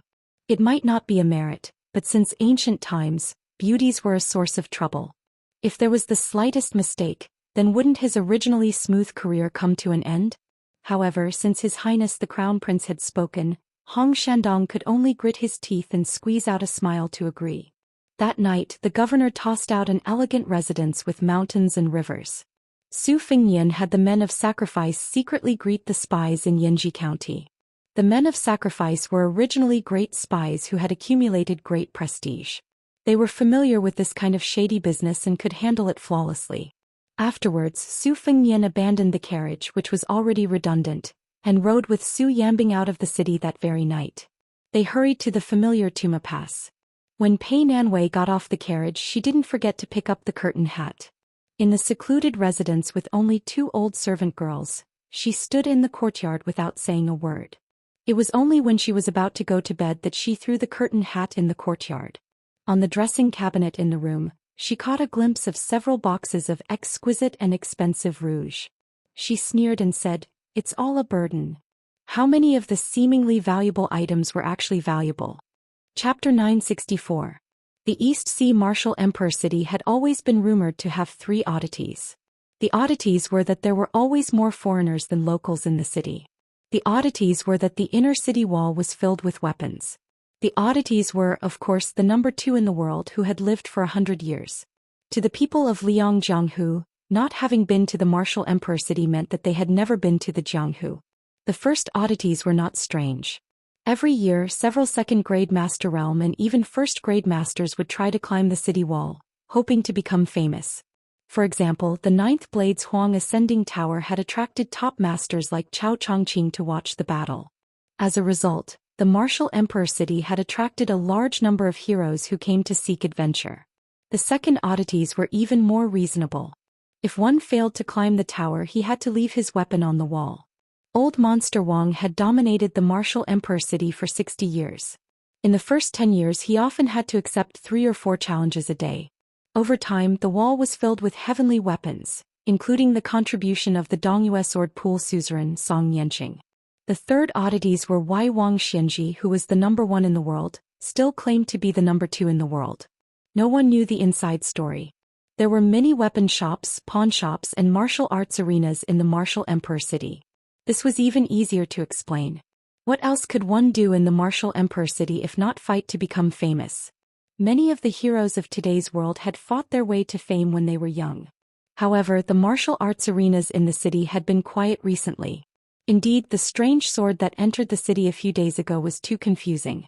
Last year, Beimang had overstepped its authority and established a ranking of 10 people. Among the swordsmen, only the Peach Blossom sword god Dong Tai was listed. However, it was rumored that he had gone to the sea to visit the Immortals and there was no news of him. However, there was a sword that had been hovering outside the martial emperor city for a long time. When all the Jianghu people in the city had lost their patience, the sword finally moved.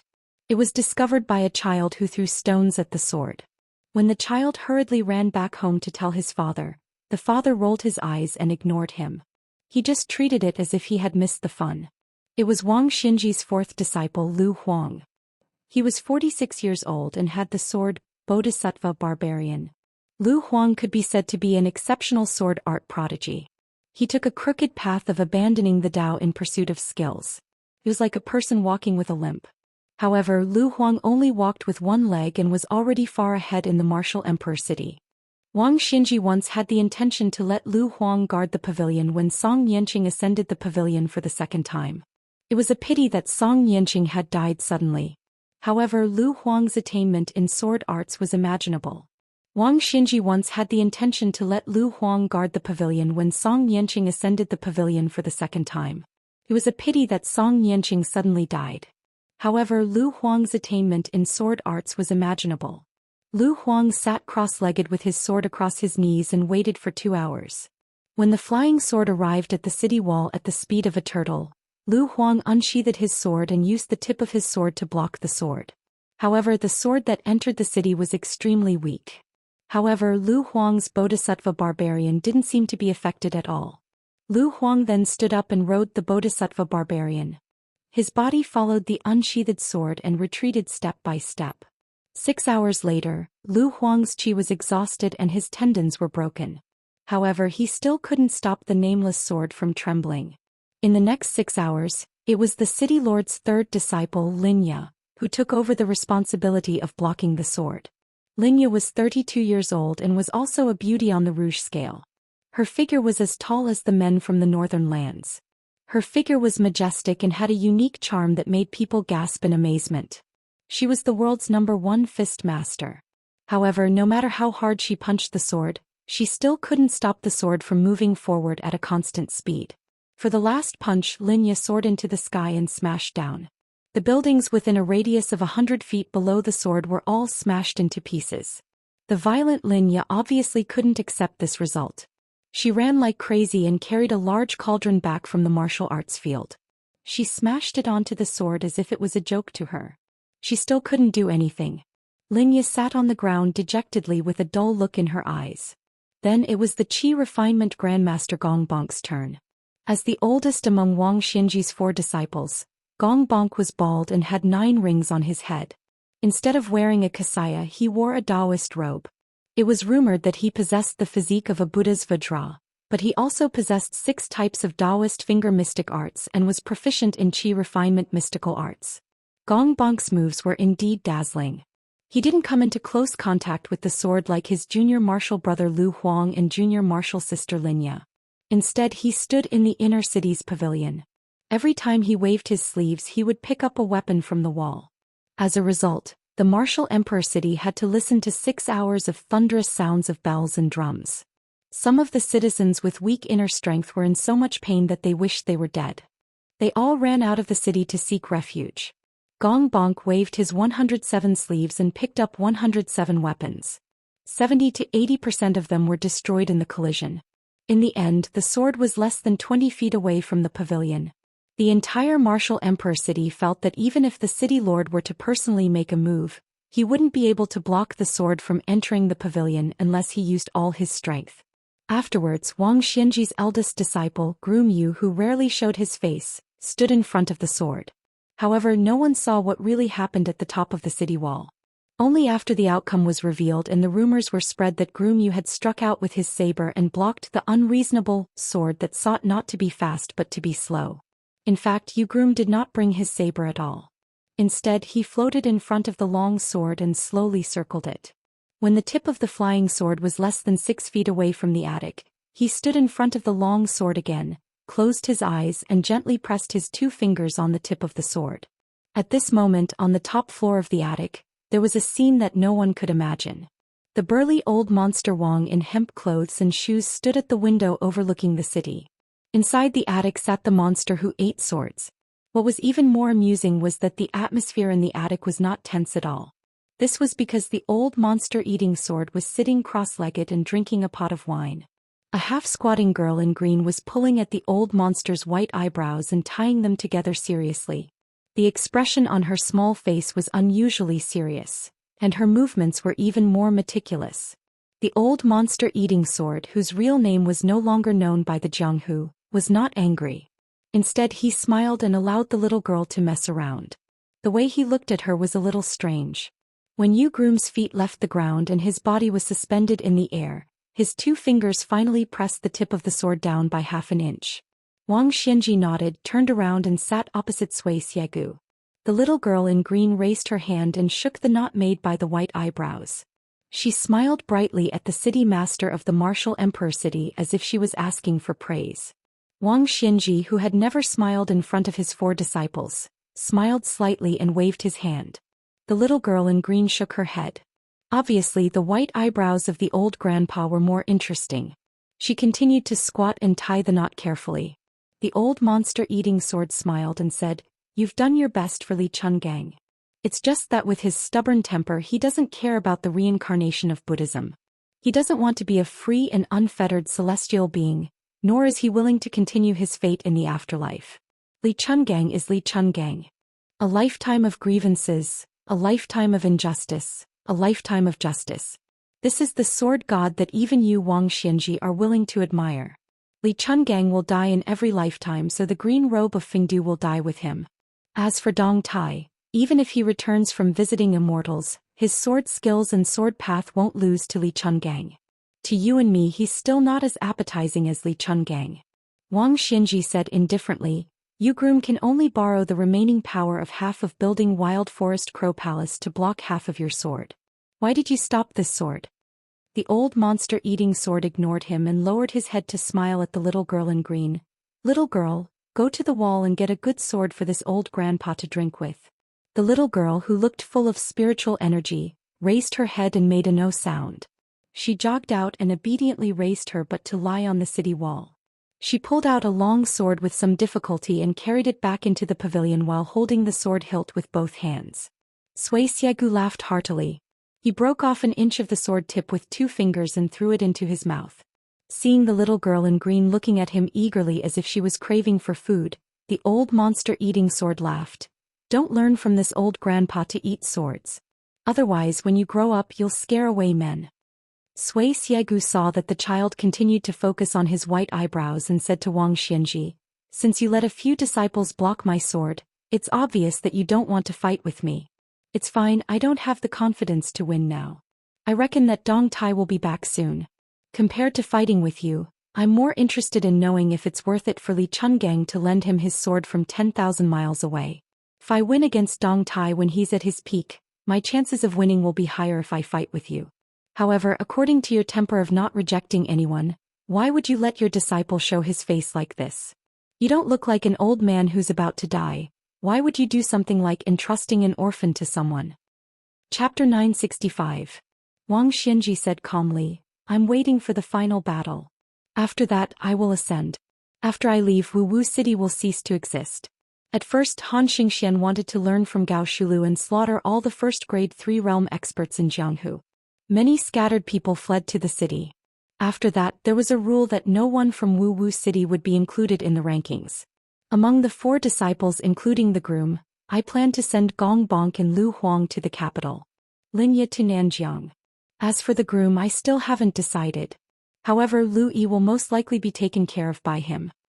Sui Xiegu stared. "From your tone, the final battle won't be between me and Dong Tai. It also won't be Chao Chongqing. Could it be Tuoba Bodhisattva?" Wang Xianji sneered. "That northern barbarian? Eating dust behind me. As long as I, Wang Xianji, am alive, he won't be number 1 in the world. His martial arts cultivation now is only Wang Xianji's from 30 years ago. Even if he takes that weapon, it's only me from 20 years ago. What's there to fight?" Sui Xiegu was puzzled. "Qi Xuanzhen didn't want to fight with you. Later, Hong Shixiang, who had a chance to fight with you, also committed suicide. However, from what I see, these two, even one person, can't compare to their status 500 years ago. I'm afraid that for 500 years after Lu Dongxian Yu Wang Xianji were invincible. For example, Lu Songtao, the sect leader of Zhulu Mountain whom I helped guard, was slightly inferior to Li Chungang. 200 years ago, Wu family's sword immortal master Wu Doubing was a hero who made a name for himself. He dominated Jianghu for 40 years. At most, he was another Lu Songtao. 400 years ago, the great demon Gao Shulu caused a catastrophe and killed all the top experts in Jianghu. Although he was skilled, he was only slightly stronger than the current Tuoba Bodhisattva. Today's Jianghu is very different from before. You Tuoba Bodhisattva, Li Chungang, Dong Tai, and that white-clothed woman, any one of you, other than Gao Shulu's Jianghu, would be invincible in 100 years in Jianghu. Of course, me too. Wang Xianji sneered. It's all Huang Longshi's fault. The girl in green suddenly ran to Wang Xianji and asked curiously, Grandpa, why don't you call yourself this old man? Wang Xianji rubbed her head and pointed at Xianxia Valley. She smiled and said, This fellow is more than 20 years older than grandfather. However, he is only older and does not have much ability. Xianxia blew his beard and glared. He broke a section of the sword and threw it into his mouth. He said angrily, Wang Xianji, why don't we fight now? Wang Xianji merely glanced at Xianxia and ignored him. The two white eyebrows of the sword-eating old man that had been tied into countless knots instantly straightened and fluttered in the air. The girl in green was anxious when she saw this. She quickly ran over and pulled down the two long eyebrows that were taller than her. She hugged them and continued to tie the knots patiently. Xianxia sighed helplessly and asked, Do you think that Qin Jibao can defeat that Gu Jiantang after he used the Dragon Tree Monk's death to become a Confucian saint? Wang Xianji shook his head. Xianxia said with a puzzled expression, This kid is extremely talented and rare. Why did he go to Great Peace City to become the Minister of War? Why didn't he become a king and become a vassal of Western Shu? He would have a good state of mind and time to improve his cultivation. Wang Xianji smiled and said, Qin Jibao is equivalent to the Confucian saint Chao Chongqing who died in West Chu to revive the country. When the time comes, he will be able to borrow the momentum and win against Gu Jiantang. Only then will he have the right to fight me. Xianxia was stunned and then sighed deeply. The younger generation will surpass us in time. Wang Xianji was silent. Xianxia smiled and asked, Let's not talk about the 10 people who are already in the martial arts rankings. Who do you think will be able to rise up in the next 50 years? Wang Xianji closed his eyes and said slowly, In terms of swords, Liu Baijie, whose Tongxi sword was eaten by you, originally had a good swordsmanship. However, he was a late bloomer and became the assistant minister of the Ministry of War. Wang Xiaoping was originally on the wrong path, but now he is inseparable from Lu Songtao. He has both Q sword and Buddhism. His future is limitless. Qi Xianxia in the city used to be half a celestial at Mount Longhu but did not have a chivalrous character. After going to Mount Wudong and leaving the mountain, he has changed greatly. Wu Luding is too focused on winning and will not be able to go as far as the female sword servant Tui Hua. In terms of the blade, Yuan Zuozong will definitely reach the celestial phenomenon realm. It is just a matter of time. As for Jiang Fuding, it's hard to say. His character is too evil, but because his martial arts path is the most similar to mine, if he is unlucky he will stay in Shenji for the rest of his life. If he is lucky, when I ascend he will have a chance to become a land celestial. The head of the Wu family's sword tomb, Su Yambing of Bailiang. The two from Mount Lantuo and Guanyin do not have a high chance of becoming the world's #1, but they have a chance to become land celestial. There are too many variables in the Jianghu now, and I dare not predict their final achievements. However, these people will at most be in the top 10. It's just that their positions are different. However, there are two people who are especially unpredictable. Nangong Push of Tide Listening Pavilion, who uses a blade, and Jiang Si, the princess of West Chu, who has already comprehended the sword. However, the latter is likely to be a flash in the pan. Xianxia remembered a name, Jiang Fuding. Wang Xianji said calmly, Do you know my wish to practice martial arts? Xianxia frowned slightly, but the little girl was dragged by the snow-white eyebrows. Ancestor Qi Jian turned his head and smiled apologetically. The girl in green smiled back and waved her hand to indicate that it was fine. Wang Xianji placed her fists on her legs. Do you know that Li Chungang, Yu Tuoba Bodhisattva, Dong Tai Chao Chongqing, your realms are not much different from mine? Why do you want to fight to the death? Why are you sure that you will lose? Sui Xiegu laughed angrily. Isn't it because you have thick skin? The girl in green covered her mouth and laughed. Wang Xianji looked straight at Sui Xiegu and asked, do you believe that I can still kill all of you if the few of you join forces against me? Sui Xiegu narrowed his eyes. He obviously did not believe it. But he had to believe it. Wang Xianji stood up. The top floor of the attic had no walls or windows blocking the east and west. Hence one could see the East Sea from the east. Wang Xianji said softly, after I, Wang Xianji, became an earth immortal from the martial Dao and not the heavenly Dao, I have always called myself the second in the world. Not everyone in the world can fight to the death with me. The reason for this is because I missed the Jianghu when Li Chungang was invincible. At that time Wang Xianji looked up to that sword-wielding green robe and was convinced. It was him who made me understand the meaning of the Jianghu. It was Li Chungang who made me walk the path that I have walked for 60 years. If the Jianghu thinks that I am the second in the world because I am mocking the world, I will not deny it. Whoever has the ability can come and be the world's number one in their eyes. Sui Xiegu waited for her to continue. Wang Xianji smiled. But more importantly, the enemy in my heart is the entire world. Wang Xianji clenched her fists. Above the East Sea the tides rose and fell. So even if the 9 people behind Wu Ping and all the rank 1 experts in the world gather at Wu Wu City, I, Wang Xianji, will not be afraid of losing. I will only win. Sui Xiegu pulled his eyebrows out of the child's hands. The girl in green jumped up and down trying to catch the 2 white eyebrows. Wang Xianji loosened her fists and stood with her hands behind her back. The East Sea returned to calmness. If Jiang Fuding did not die in Baoyang, he would have the spirit to be the enemy of the entire Jianghu. Only then would he have the awareness to be the enemy of the world. At that time the Jianghu would be his and Nangong Push's Jianghu. At most there would be a Hongjingyan. You Suaxia Valley are hung up on your sword. Chao Zhongqing is hung up on the woman who observed the chess. You all have your own obsessions in your hearts. Instead you are not as relaxed as the heartless Jiang Fuding. However, your obsessions are coincidentally the foundation for you to become top martial artists. What is even more helpless is that even if you can disperse everything and rise again, you are still unwilling to give up. Sui Xiegu mocked. Do you think everyone is a martial arts fanatic like you? Gao Shulu had only reached the legendary celestial immortal realm by deliberately causing her cultivation to go berserk. Old Monster Wang, you really are a monster. I am puzzled. Why didn't any divine immortals come down to subdue you? If not, a few thousand bolts of lightning would be enough to strike you to death. Wang Xianji laughed it off. Divine immortals? Forget about Dharma form.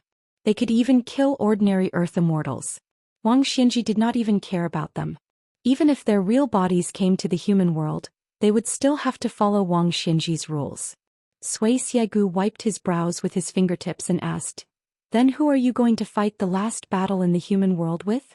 Wang Xianji asked back, who did you borrow your sword from? Sui Xiegu raged, Bolsh *T. Do you think I don't know how strong that Su kid is? He was able to kill Han Xingxian because of my 1,000-mile sword manipulation. If he focused on the Jianghu, he might be able to reach my level. But he has to be the king of Baoyang. How can he be like you, Wang Xianji, who is so focused on martial arts? Not to mention 10 years, even if you give him 100 years, he will not be qualified to be your opponent in the last battle. Wang Xianji said calmly, I was pushed back 1,000 feet by his 2 punches. Sui Xiegu's eyes widened. The girl in green also widened her eyes. The old and the young were exactly the same. Wang Xianji said slowly, if he dares to step into the divine immortal realm, I will kill him immediately. Chapter 966. The Tuma Pass was especially cold this year. Although it wasn't to the point where young people were frozen to death, there were still some lonely old people in the villages near the pass who managed to survive the winter with great difficulty. However, they didn't manage to survive the cold that was said to be the gates of hell by the common people. However, this kind of silent death wouldn't cause any waves. Anyway, if they didn't die in the turmoil of war, they would die of old age on their beds at home. Who would be willing to care about them? Only some retired old soldiers could be casually arranged by the government. They could be considered to have died of old age. Compared to Liang, they were already very lucky. The 2 rode to the Tuma Pass and rested for a while before leaving the pass. Taking advantage of the lingering charm of the Lantern Festival, the pass market was still quite lively. The children were all staring intently at the old crow playing chess and other games. The travel-worn Su Fengyan was chewing on a big flatbread as he led the horse forward. His sharp eyes saw a familiar-looking chubby boy among the children. He walked over and lightly kicked the chubby boy's butt. The boy was so engrossed in watching that he didn't even turn his head to look at the thing that kicked his butt. The chubby boy angrily turned his head and was about to curse when he saw that it was a handsome young master leading a horse and carrying a sword. He was stunned for a moment before finally recognizing that it was the knight who gave him a meat bun. He quickly stood up and saluted according to the etiquette taught by the private school teacher. The Su Fengyan smiled and asked, "Where's Yu Song? Didn't he play with you?" The chubby boy looked around and said with a smile, "He was here just now. Songzi came to the market with his mother to buy some satin. Now his mother must have pulled him away by the ear. Young master, do you want me to help you call for Songzi?" Su Fengyan shook his head and said, "No need. I have to leave the pass immediately. You can go back and tell Yu Song when you see him." Then he saw the chubby boy swallow his saliva and stare at the half-eaten meat bun in his hand. Su Fengyan smiled and said, "If you don't mind being bitten by me, take it." The little fatty smiled shyly and shook his head vigorously. Out of the corner of his eye, he caught sight of 2 sabers of different lengths hanging on the young master's waist. He became even more envious. Su Fengyan handed the child a meatloaf. While the child was chewing on the meatloaf, he mumbled, "Young master, I heard from my father that it is very difficult to come out of the closed door now. It seems that there are many soldiers outside the Fallen Horse Pass. Around the end of the year, not many people have entered the pass." Su Fengyan smiled and said, "I have some connections with the officials who are in charge of closing the door, so I am not afraid." The chubby boy smiled innocently and said, "I knew it. Young master, you must be a big shot. Pinezi often talked about you in the private school, but no one believed him. Only I helped Pinezi and said together with Pinezi that you are a hero who roamed the Jianghu." Su Fengyan rubbed the chubby boy's head and turned to leave. Behind him, the chubby boy immediately bragged to his playmates about how familiar he was with the young master who had a horse and a saber. Most of the children who had studied together in the private school did not believe that he was with Zhao Yusong. Now that they had seen the chubby boy get half a meatloaf as a reward, this friendship could not be faked. The chubby boy's Jianghu status suddenly rose by several levels. The military parade of the Bailiang Frontier Army had been held for nearly 20 years. It had always followed the old rule of holding a small military parade every year and a big military parade every 3 years. However, last year's big military parade was delayed to this year for no reason.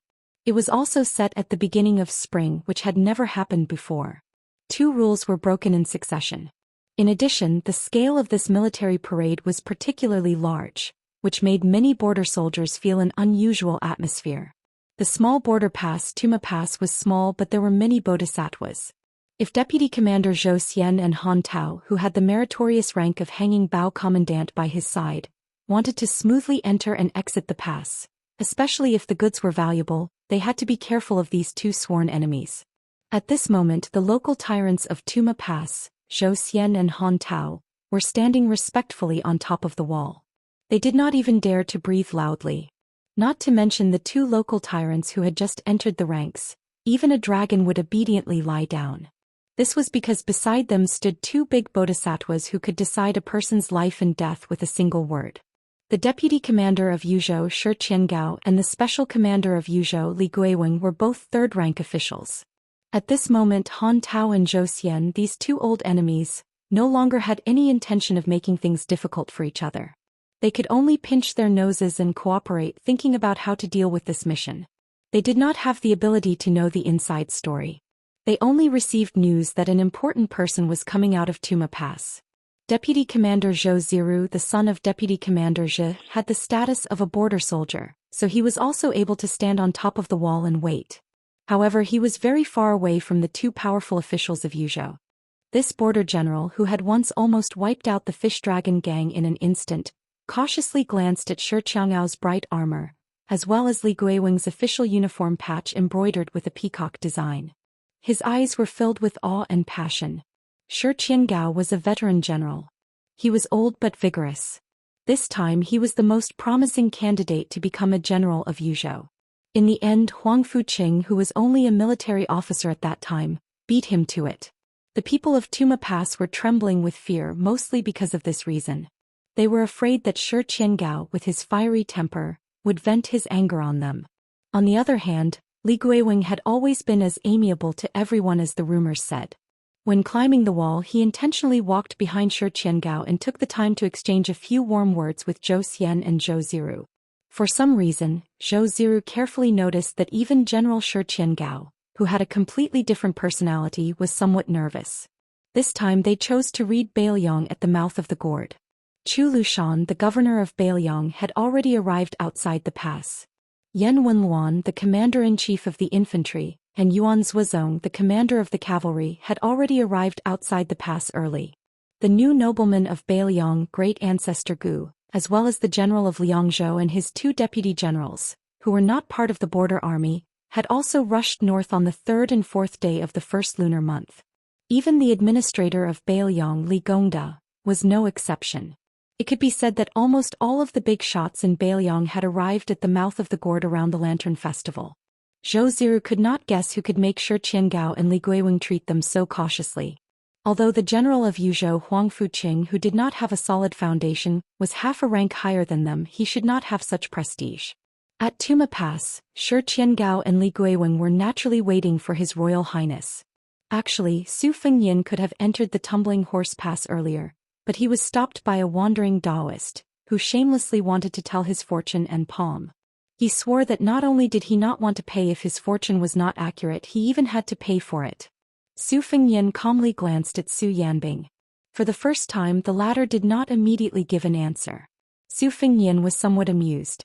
To be able to make Su Yanbing unable to tell the depth of the Taoist, either this sloppy Taoist really did not have any internal energy, or he was a heavenly phenomenon expert who was good at disguising himself, or he was directly an earth immortal. What a big prize. Su Fengyin smiled as he followed the shifty-eyed old Taoist to sit in front of a roadside stall.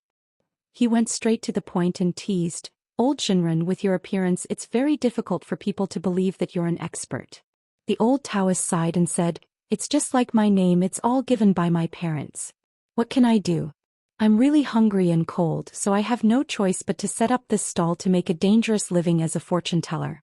The secrets of heaven cannot be revealed, but if I don't earn money I'll starve to death. I'm using my life to exchange for a life. No matter how you look at it, it's still a bitter life." Su Fengyin was about to speak, but the old Taoist seemed to be able to see through people's hearts.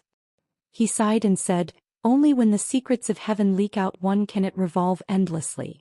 This one, in my opinion, is myself. Therefore, young master, please don't ask me why I'm good at fortune-telling, but I can't tell my own fate." Su Fengyin smiled and said, "Old Shinran, let's not talk about other things, but your observation skills are quite good." The old Taoist, who called himself Four Directions, stared and said, "How is this observation? I've clearly seen through your thoughts.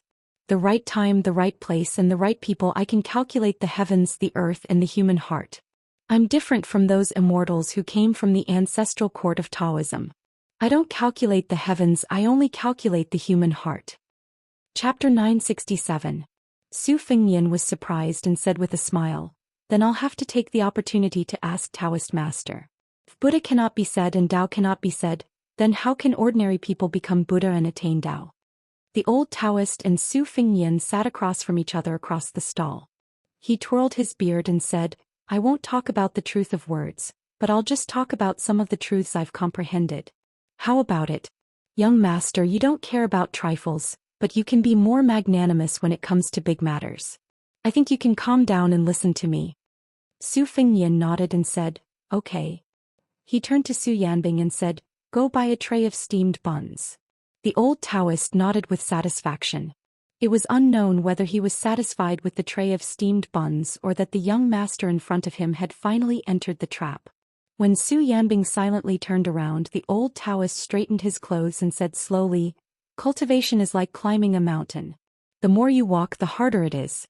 Mount Longhu only wants to reach the top, as if it would be a disgrace to their ancestors if they don't have an ascended Taoist every 60 years. This is not right or wrong, but Mount Wudong doesn't cultivate this kind of Tao. I don't know when it started, but people only focus on the word, longevity. What's the difference between this and being an official and looking forward to the word, first rank? For us, cultivation is like reading books. Just like those novels about scholars and beauties that young masters read, in the end, it's still about getting to know each other at first sight. Reading those novels about scholars and beauties, in the end, it's still about getting to know each other at first sight. If you're lucky, you'll be in love with each other until your hair turns white. If you're unlucky, you'll hate each other and leave each other. If you're more explicit, a person's life is even more miserable. It's just about life and death. It's too boring to think about it this way. What do you think, young master? Su Fengyan smiled and nodded. I think so too. The old Taoist continued. In my opinion, when a person is reincarnated, the essence of walking is the word walk. Walking through mountains, rivers, Jianghu, east, west, north and south, it doesn't matter where you go. Along the way you'll meet interesting people and boring things. Whether it's suffering or enjoying happiness, it's all just once in 100 years. When you meet a good scenery, you can stop and take a look. When you have strength, you can continue. If you don't want to move, then don't move. Gentle and soft heroes grave? Those are just people who can't eat grapes and are complaining that they are sour. Why do you say that they only admire mandarin ducks and not immortals? I've been in this world for a long time, a day, 1,000 years, 1,000 years in the world, 1,000 years, a day, 1,000 years, 1,000 years, a year, a year, a year, a year, a year, a year, a year, a year. But I to be a year, I to, in I, a, 8. In my life, I've been to more than 600 Taoist temples, big and small. I've also been to more than 300 temples to seek advice from the monks about Buddhism. Seeing that Su Fengyan was silent, the old Taoist coughed and reminded him in a low voice. Young master, you should say something to make sense. Su Fengyan smiled and said, I'm busy calculating how old you are now, old Taoist master, to be able to finish visiting the 600 Taoist temples and 300 temples. The old Taoist shook his head and sighed. I've long forgotten. I only remember that I married 3 women. Su Fengyan couldn't help but twitch the corner of his mouth. At this moment, Su Yambing brought back a tray of steamed buns and placed it on the stall. The old Taoist picked up a steamed bun and blew on it fiercely before swallowing it whole. His face was filled with intoxication as he lifted his sleeve to wipe the oil stains on the corner of his mouth. He smiled and said, My muscles and bones are frozen in spring and my meat is frozen in autumn. Even if I'm young and vigorous, I'm not afraid of the cold in spring. Su Fengyan smiled and asked, Old Taoist master, can you calculate who I'm going to meet? The old Taoist master was about to grab the second steamed bun when he said casually, Old woman painted gray. Su Yambing's breath froze. The old Taoist master was still indifferent. He smiled softly and said, In the Jianghu, it's never a burden to have more skills. That's why I know a little about everything. I only know this because of my age. It's not much of a skill. Su Fengyan said calmly, I know who you are, old Taoist master. It's just that Taoist master doesn't seem to follow the rules if he doesn't show his face. Why? Do you want to avenge your Beimang Empress by using my head to repay the debt of Su Huainan and Diwu Raccoon's heads? The old Taoist smiled and said, Do you really know who I am? Su Fengyan frowned and said, I'm really confused. I heard that Li Xiaoxin of the 2 Zen temples had already pulled down the hovering mountain to crush the Qilan immortal who was carrying a sword. The old Taoist master laughed and flicked his fingers on his left shoulder. A young Taoist with a charming appearance floated out of his right hand. He was about 27 or 28 years old and carried a long sword on his back. He bowed to Su Fengyan with his hands folded. The old Taoist flicked his fingers and another old Taoist floated out from his left. He had a sage-like demeanor and held a horsetail whisk in his hand. He twirled his beard and smiled. This Qilan immortal had clearly been killed by Tuoba Bodhisattva at the Yellow River after crossing the river. The old Taoist master who had been sitting on the stool clapped his hands and a young Taoist priest ran out in front of him. It was the child who appeared beside the king of the north courtyard, Su Huainan. The old Taoist master held a bun in one hand and stroked the little Taoist boy's head with the other. Su Fengyan, this is the second time we've met. The scene here was strange, but the passers-by on the street were unaware of it. The old Taoist master swallowed the bun and clapped his hands. He smiled and said, The 3 state advisors of Beimang were killed by Li Xiaoxin, Tuoba Bodhisattva and Ilio respectively. They were only dead but not dead. It's not enough for outsiders to know. After killing the 3 corpses and pulling out the 9 worms, the saint did not explain it in detail. The people were confused and confused. I wandered around and thought that it was the reason of my past life, present life and future life. These 3 Qilin immortals of the Tao sect were me and not me. I was them without a doubt. They were very busy but I was very free. I was so free that I wandered around Beimang for 360 years.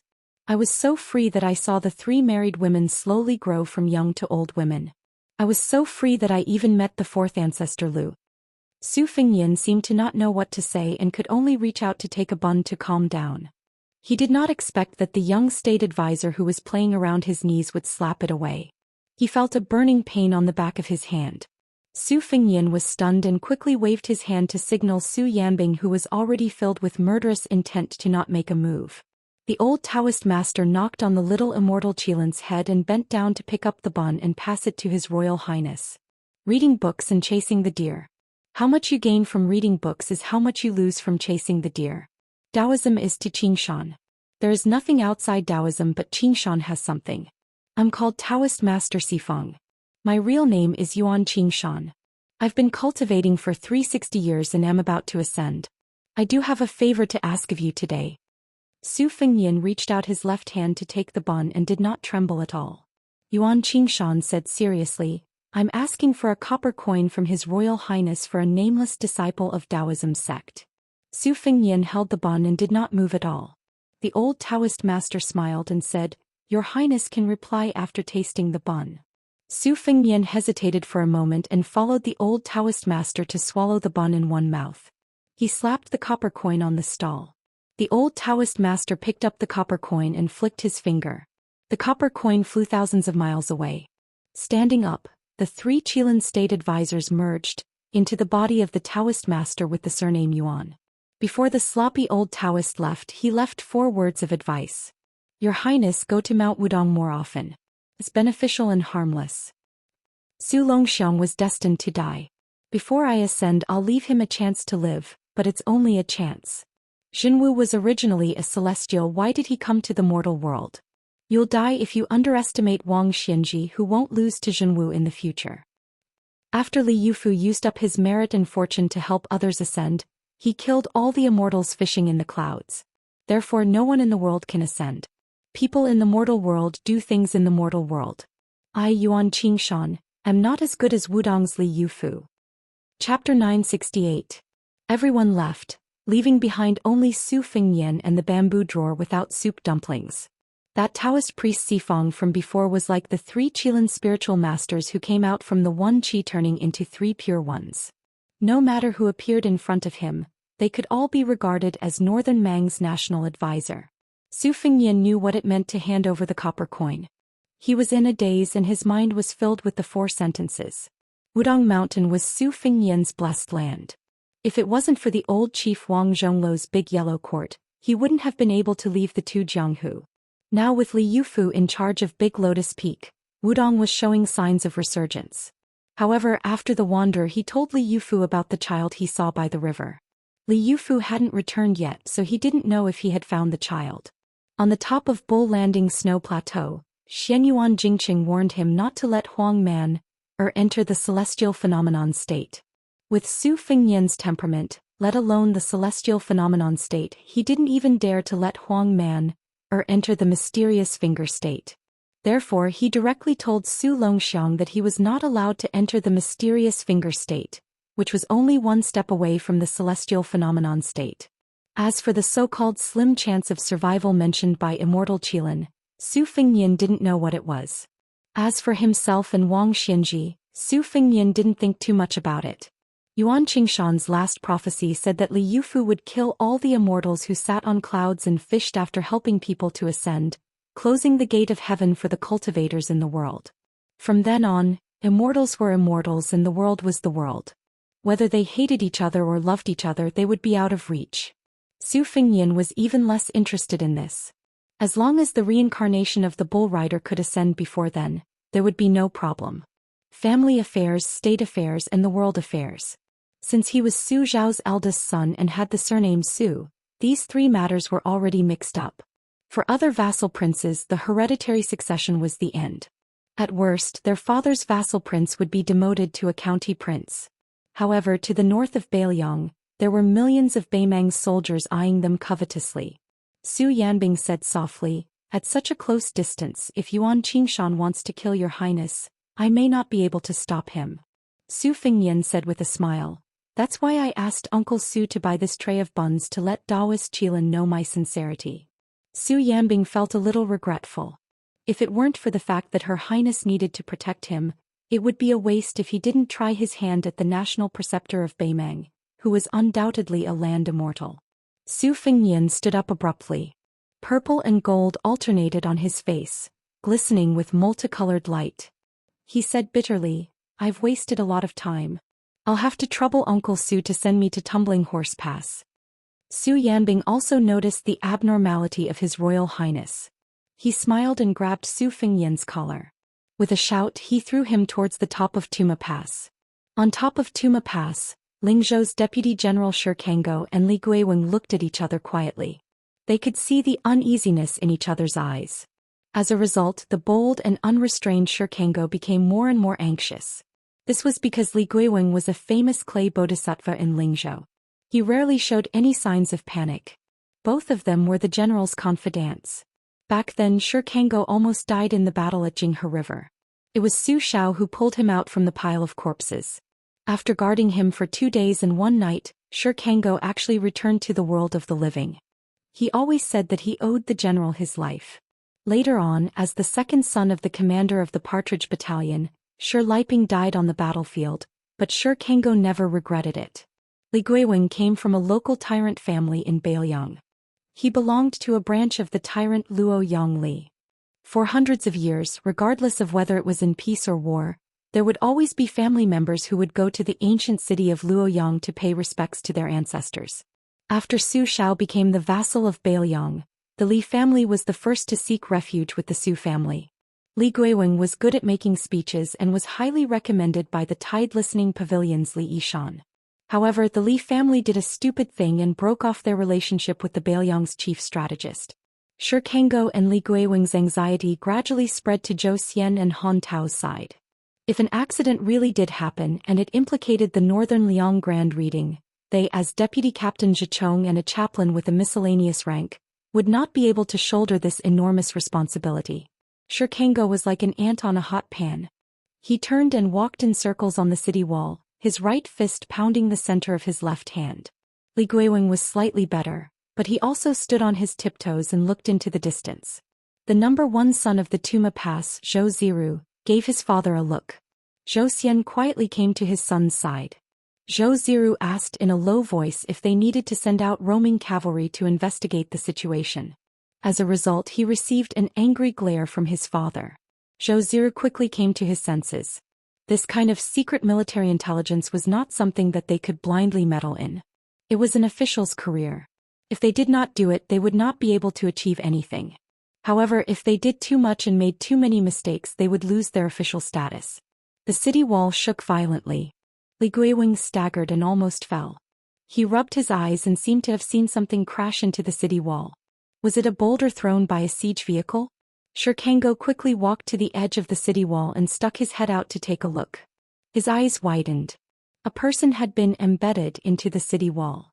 Moreover, this person seemed to be alive. Su Fengnian, who had fallen into the hole, let out a long breath of purple-gold mist. He felt much more comfortable.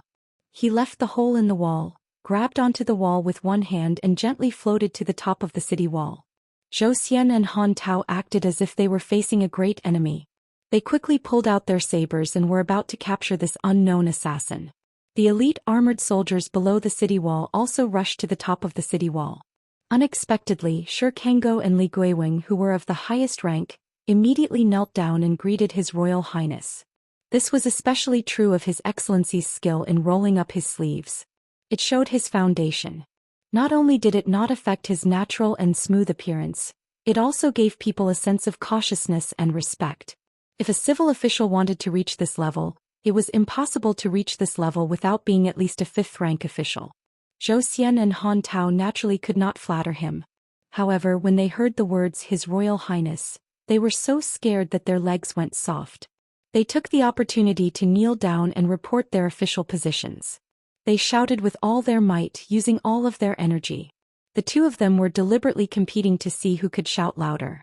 Li Guiweng's ears were like exploding thunder. This His Excellency from Yuzhou didn't know whether to laugh or cry. Su Fengnian smiled and had everyone rise. He saw Zhou Ziru. Back then he had worn a mask to enter and exit Tuma Pass. This eldest young master Zhou naturally did not recognize him. The two children Zhao Yusong and Little Fatty were only able to recognize him because they relied on his saber and voice in a daze. Su Fengnian exchanged a few polite words with Shi Kangou and Li Guiweng. When he walked down from the top of the city wall, Su Fengnian deliberately summoned his courage to have his son follow him. He wanted to get as close to His Royal Highness as possible to get familiar with him. He also did not expect to be able to talk to His Highness. He would be satisfied with just a casual impression. Unexpectedly, His Royal Highness turned his head and opened his golden mouth. Zhou Ziru, when I entered and exited Beimeng last year, I passed by Tuma Pass. I know that you lead troops well. When I return, I will tell Huang Fujin to let you be his personal guard. What do you think? Chapter 969. Zhou Ziru was a high and mighty general in the Fish Dragon Gang, but evil people have their own ways to deal with evil people. In front of His Royal Highness, the evil dragon of Baoyang, he was not even a shrimp soldier or crab general. He was so shocked that he was no longer as tactful as before. Fortunately, Vice Captain Zhou Xian had been through ups and downs in the officialdom for a long time, so he still had some composure. He hurriedly pulled his son to kneel down and thank him. Everyone in the world knew that there was a party in Baoyang who would often have outstanding achievements in the future. The general's adopted son, Qi Danghua, and the richest man in Qingzhou, Lin Quan, were both flag-bearers of the Baoyang cavalry. Being the personal guard of a big shot had the same effect. Huang Fujin was now very influential in Yuzhou. As long as Zhou Ziru became the confidant of the general of Yuzhou, Zhou Xian would not worry about his son not being able to bring glory to the family. Su Fengnian asked Zhou Ziru to follow him. Zhou Ziru walked as if he was walking on thin ice. Su Fengnian asked with a smile, "Is there a gang in Lingzhou called the Fish Dragon Gang that often passes through Tuma Pass?" Zhou Ziru's heart tightened. With his outstanding memory and extra attention that he could not tell others, he nodded and said in a deep voice, "Your Highness, if I remember correctly, the Fish Dragon Gang has passed through Tuma Pass 6 times. The last time they came out of Tuma Pass was when it was snowing, and they entered Tuma Pass 2 days after the winter." Su Fengnian nodded and did not comment. This made Zhou Ziru worried. Could it be that the Fish Dragon Gang was involved with the spies of Beimeng? Last time, the Fish Dragon Gang overturned their boat in the gutter. After that, for the sake of the Fish Dragon Gang, the Tuma Pass turned a blind eye to many expensive goods entering and leaving Tuma Pass under Zhou Ziru's instructions. In this world, information was blocked. Even if some urgent military information was sent through the courier route, it was possible that it would sink like a stone into the sea, let alone other small news. Su Fengnian completely fell out with Zhong Honggu, the great general of Huaihua, in Longqing Prefecture of Lingzhou Province. It was a big deal and everyone knew about it. However, few people in Yuzhou knew about it since it was in the Fish Dragon Gang. The main reason was that Lu Nirong, who took over as the gang leader, never mentioned His Royal Highness. No one in Longqing County dared to gossip about this matter. In the past, it did not matter if they mocked His Royal Highness, but now even old General Zhong Honggu and with him. Fortunately, His Highness did not let the father and son of the Zhou family tremble in fear for too long. Before coming out, he said to the 2 local gangsters of the Tumbling Horse Pass, "I have a friend in the Fish Dragon Gang. Deputy Commander Zhou and Mr. Han, please take care of him in the future." In the future, His Highness would be so valuable that he would only be inferior to the one sitting on the dragon throne in the capital. Since His Highness had spoken, Zhou Xian and Han Tao naturally agreed. Deputy General Shi Qiangao of Yuzhou would accompany him to the pass, but Li Guiweng did not need to. When he heard that His Highness would give him a precious flower painting from the southern Tang monarch, Li Guiweng smiled from ear to ear. It was true that the flower painting was very valuable, but if it was given to him by His Highness, Li Guiweng would have great confidence in the officialdom of Yuzhou. When His Highness mentioned the painting, His Highness mentioned the governor of Yanji County, Hong Shandong, and said that he heard this person had a good official reputation. Watching the 3 riders leaving, Li Guiweng stroked his beard and muttered to himself, "His Excellency doesn't think highly of Hong Shandong or find him an eyesore." As Hong Shandong is the favorite student of the provincial governor of Liangzhou province and is a prefectural governor himself, Li Guiwing couldn't control him even if he wanted to. However, now that he's favored by His Excellency, Li Guiwing didn't mind doing some icing on the cake. Hong Shandong always intended to be a scholar of classics in Yuzhou province so as to be transferred to the hub of the officialdom of Yuzhou province. However, he had been blocked by the provincial governor of Yuzhou province over these years. Although Li Guiwing was an auxiliary official of the provincial governor, he was not a vassal of the provincial governor. As Li Guiwing had a good relationship with some important officials of Yuzhou province who had the same rank as him, it was possible for him to promote Hong Shandong together with him. Offending the Yuzhou provincial governor and currying favor with His Royal Highness, which was more important. Li Guiwing, who was a hardcore crop of the Su family, did not need to think too much about it. Inside the pass, a young lady was being dragged by a child towards the tumbling horse pass with quick steps.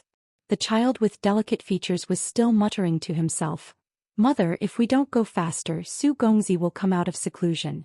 The young woman, who could be considered outstanding among the women in Rouge County, pursed her lips and hummed.